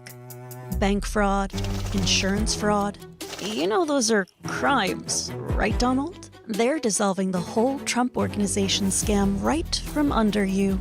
Bankruptcy won't save you this time. You'll have to sell off everything. You might even lose control of that dump Trump tower. No one will lend you money, Donald. They won't even let you hand it over to Junior or Eric. Never mind Ivanka. She hates you. Everything you ever built was built on a lie. You were never rich, never successful. New York is laughing at you. Always has, always will. And now everyone knows it.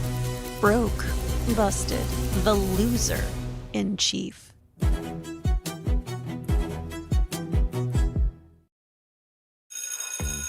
School is back in session, and Republican lawmakers have been working all summer to make this year the craziest one yet. Say goodbye to boring woke books like Fahrenheit 451. In fact, just burn them. Do the horrors of slavery bum you out? The GOP has you covered. We've refreshed it with a brand new spin. Being taken as a slave is better than being killed, no? No big deal. Wow. Time for lunch. Oh, not for you, Jimmy. We're rolling up our sleeves and rolling back free and reduced lunch programs. What a freeloader. Go make varsity. But wait, not until the GOP double checks your genitals to make sure they match with the team. Thanks, Coach. And take an extra 20% off our already low standards with doorbuster deals on bulletproof backpacks. Now available in toddler size. Now show me how you use your bulletproof backpack. Come to the Republican Party and go back to school the far right way.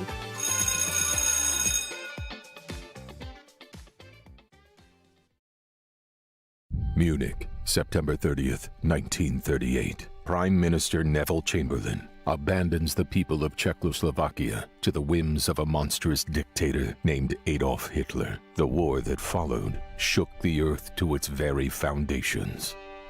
Washington, September 30th, 2023. Republicans demand that America abandon the people of Ukraine to the whims of a monstrous dictator named Vladimir Putin. History has taught us the cost of appeasement, destruction, oppression, death. For decades, the Republican Party fought the agents of tyranny. Mr. Gorbachev, tear down this wall. That all ended when their party leaders sounded more like a dictator than a president who benefited from Russian interference and returned the favor with support of Russian oppression. It's great to be with you. President Joe Biden has stood with the Ukrainian people in their fight against Putin, upholding the ideals that America was founded on, ideals that so many fought and died to defend. The choice in 2024 is no longer between two political parties. It's between freedom and oppression, between war and peace. The stakes have never been higher.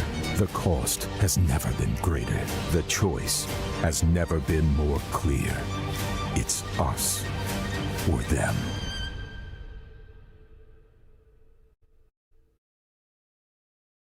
Excited to see members of Congress incite violence against law enforcement, enjoy armed insurrections, and the big lie? If so, thank a MAGA Republican. If you think election results should only count when Republicans win, thank a MAGA Republican today. The Lincoln Project is responsible for the content of this advertising. Whether you're listening to Leslie Marshall each Tuesday through Friday or Brad Bannon each Monday, you can hear them from 6 to 7 p.m. Eastern on the Progressive Voices Network. Here's a sample of what you'll hear. Scott Paul, you know him. He's the president of the Alliance for American Manufacturing. We as voters do know about manufacturing, right? And we do consider jobs and infrastructure, manufacturing, and all those things when we vote, and where those candidates stand on those issues and what they've done about it. Elizabeth Brotherton Bunch from AAM wrote a great piece entitled 3 Things to Know About Rebuilding Supply Chains. And first up, talk about why they need to be rebuilt.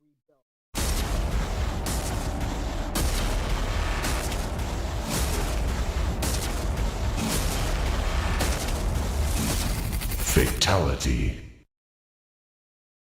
This is the Randi Rhodes Show. To speak with Randi, dial 561-270-3844. That's 561-270-3844. Hamas and Putin represent different threats, but they share this in common. They both want to completely annihilate a neighboring democracy, completely annihilate it. Hamas' stated purpose for existing is the destruction of the state of Israel and the murder of Jewish people. Hamas does not represent the Palestinian people. Hamas uses Palestinian civilians as human shields, and innocent Palestinian families are suffering greatly because of them. Meanwhile, Putin denies Ukraine has or ever had real statehood. He claims the Soviet Union created Ukraine. And just 2 weeks ago, he told the world that if the United States and our allies withdraw, and if the United States withdraw, our allies will as well, military support for Ukraine would have, quote, a week left to live, but we're not withdrawing.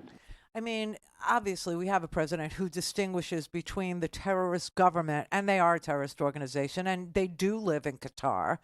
Some of the Hamas leaders, they do. And Qatar also, listen, here's how they play it.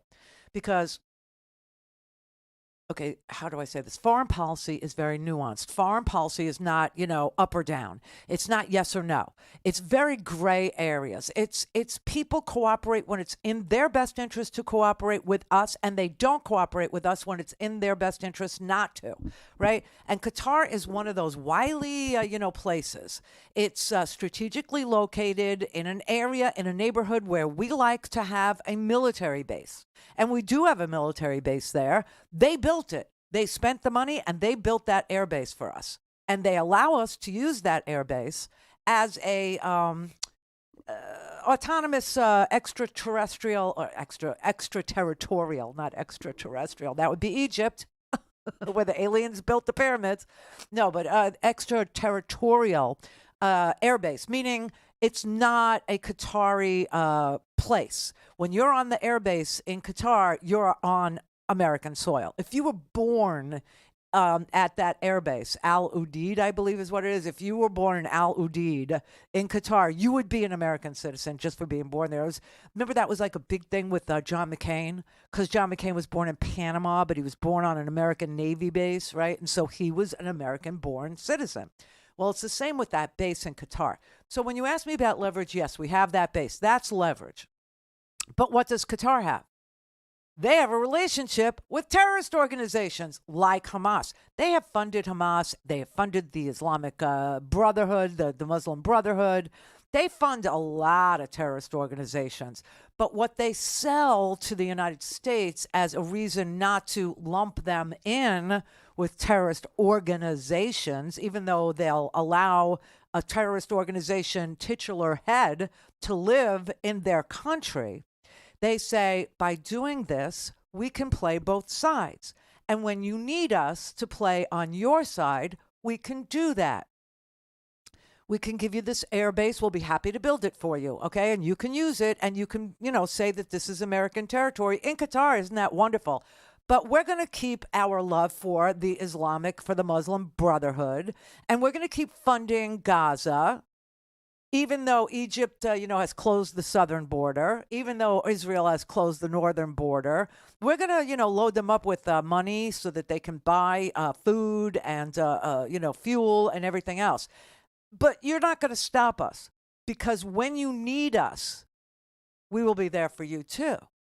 This is how the game is played in very iffy places around the world. And so all the players assess the value of the person at the on the other side of the table. And they say, okay, this is the time we're in, and this is what the person on the other side of the table can offer. And even though we don't agree on so much, we agree on this one thing. And so if you could do for us the brokerage of getting American hostages out of a place where you do have relations, like Gaza, and, of course, you have our base and, you've done that for us, then we will consider you, a friendly, not a friend, but a friendly. And we'll let you do it your way. We'll let tourists go to your country, and we'll say it's safe to go there because we believe it is. Do you know what I'm saying? So the world is not black and white. The world is not binary. The world is not yes or no. The world has many levels of play. The world is not checkers. As you've heard people say, the world is chess, or the world is 3D chess, or the world is 5-level chess, or it's not math, it's quantum physics. And that is true. It is true. The world is a nuanced place. And so, as far as the UN veto, I believe we were the only country that vetoed that particular resolution. And the reason we gave was that it didn't recognize Israel's right to self-defense. Okay, that's the reason we gave. Miss Greenfield, who's awesome in her capacity as our UN representative, said that. But I have a feeling it was more like, in order to form a war cabinet with a unity government in Israel, in order to hone in on, Netanyahu's iron fist and the way he governs in Israel, which most Israelis hate right now. Even though they're an ally, we hate their government now too. And the Israelis are not happy with their government either. In fact, there was a poll, the poll's been coming out since this terrorist attack. And right after the terrorist attack, almost everyone to a person in Israel blamed Netanyahu. Another poll came out today, and it says I told you, the poll that they did right after the terrorist attack, it asked for the people to rate him on a scale of 1 to 10, and his rating was 4.2. But of those people, those 42%, they gave him a 1. A 1. So half the country, a little less than half the country, gave him a 1 on a scale of 1 to 10. Okay, so now we have another poll that came out, and 4 out of 5 Israelis believe that Netanyahu is responsible for the Hamas attacks. And so they don't like their government either. Just like we didn't like our government when we had, Mr. Fraud, Mr. Conman, Mr. I alone could fix it as our president. People were not happy in this country. 4 out of 5. 4 out of 5. That is incredible. And it includes 69% of Netanyahu's right-wing Likud party, which is like MAGA. Okay, it's a ultra-Orthodox conservative party, and it is those members of Israel's population. It is those people, the ultra-right wing. Like I said, when you think of Netanyahu, you have to think of Trump, and when you hear Likud, you have to think of ultra-MAGA, okay, because it's real similar, except that the ultras in Israel are ultra-Orthodox. And what they do is in the West Bank, where there isn't a terrorist government, there's the Palestinian Authority, who does recognize Israel's right to exist and isn't violent. The ultra-conservative Likud party members go to the West Bank and they kick Palestinians, ordinary Palestinians, out of their homes and take over their land. And that causes stress and tension that otherwise would not be present. And so it's nuanced, you see, but it doesn't mean you can't support Israel, who is a democracy in a very dangerous neighborhood. It just means that the leadership of Israel right now is really not the best Israel can do or has done or will do. But I think Biden did a little exchange here because that's what the world is. It's a deal making. And Donald Trump tried to sell you on the idea that he was the ultimate deal maker, but he's a failure. He's a fraud. And it's been proven 8,000 times. Everything he touches dies. Everything. And in fact, you want to know why we have normalized relations with Qatar? You know, that uses their ability to negotiate as a calling card, even though they host Hamas, even though they fund Hamas in Gaza, is Jared Kushner. He did that. And the Saudis, they're not exactly pleased with all this, right? They did a blockade, remember, on Qatar? So it's complicated, is what I'm saying. But it's simple for us in that Israel is a democracy that will do better after this right-wing government is voted against, and it will be voted against because he split the country right down the ass crack with his destruction of the court system there and disempowering the Supreme Court because he's under indictment for fraud and bribery. So the country was divided to begin with, and now everybody feels like he was so into himself and his own predicament that he took his eye off of his calling card, which was, I will keep you safe. Donald Trump's was, I'm the greatest negotiator. Both of those things, both men, frauds. complete frauds. And their countries, our country and Israel, they were not happy with this kind of leadership. Clear for takeoff. Randi Rhodes. Randi Rhodes. Randi Rhodes. RandiRhodes.com. 911, what's your emergency? America's healthcare system is broken and people are dying.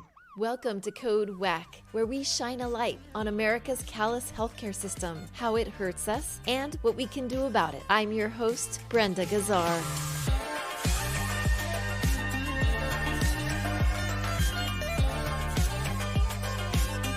This time on Code WACK, in honor of Indigenous Peoples Day, we're examining healthcare inequities in Native communities. What challenges do they face when it comes to accessing quality healthcare in America? What problems could they encounter when they get their care through the Indian Health Service, the principal federal healthcare provider for American Indians and Alaska Natives? To find out, we spoke to Elder Billy Tohi, Acting Executive Director of the National Indian Council on Aging. At one point, my son was injured on an elementary playground. Of course, they notified me, and I asked the school. It was a public school. I said, please transport him as soon as possible to the nearest hospital. He went to the nearest hospital and was treated. The school was initially afraid that he had broken his neck or possibly his back. So that's how serious it was. So we transported him to an Oklahoma City hospital. Well, when I informed Indian Health Service of this incident, Indian Health Service came back and said, well, why didn't you transport him to Ada, Oklahoma? Or why didn't you go to the Pawnee, Oklahoma hospital? Now you have to understand both of those hospitals are at least 100 miles away. Get the full Code WACK story on ProgressiveVoices.com and on the PV app.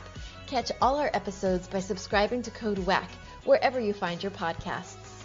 This podcast is powered by Heal California, a nonprofit that uplifts the voices of those fighting for healthcare reform around the country. Until next time, stay healthy.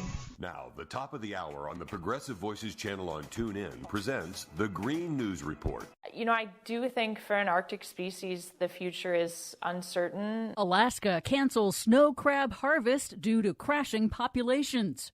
New documents show the natural gas industry used Big Tobacco's playbook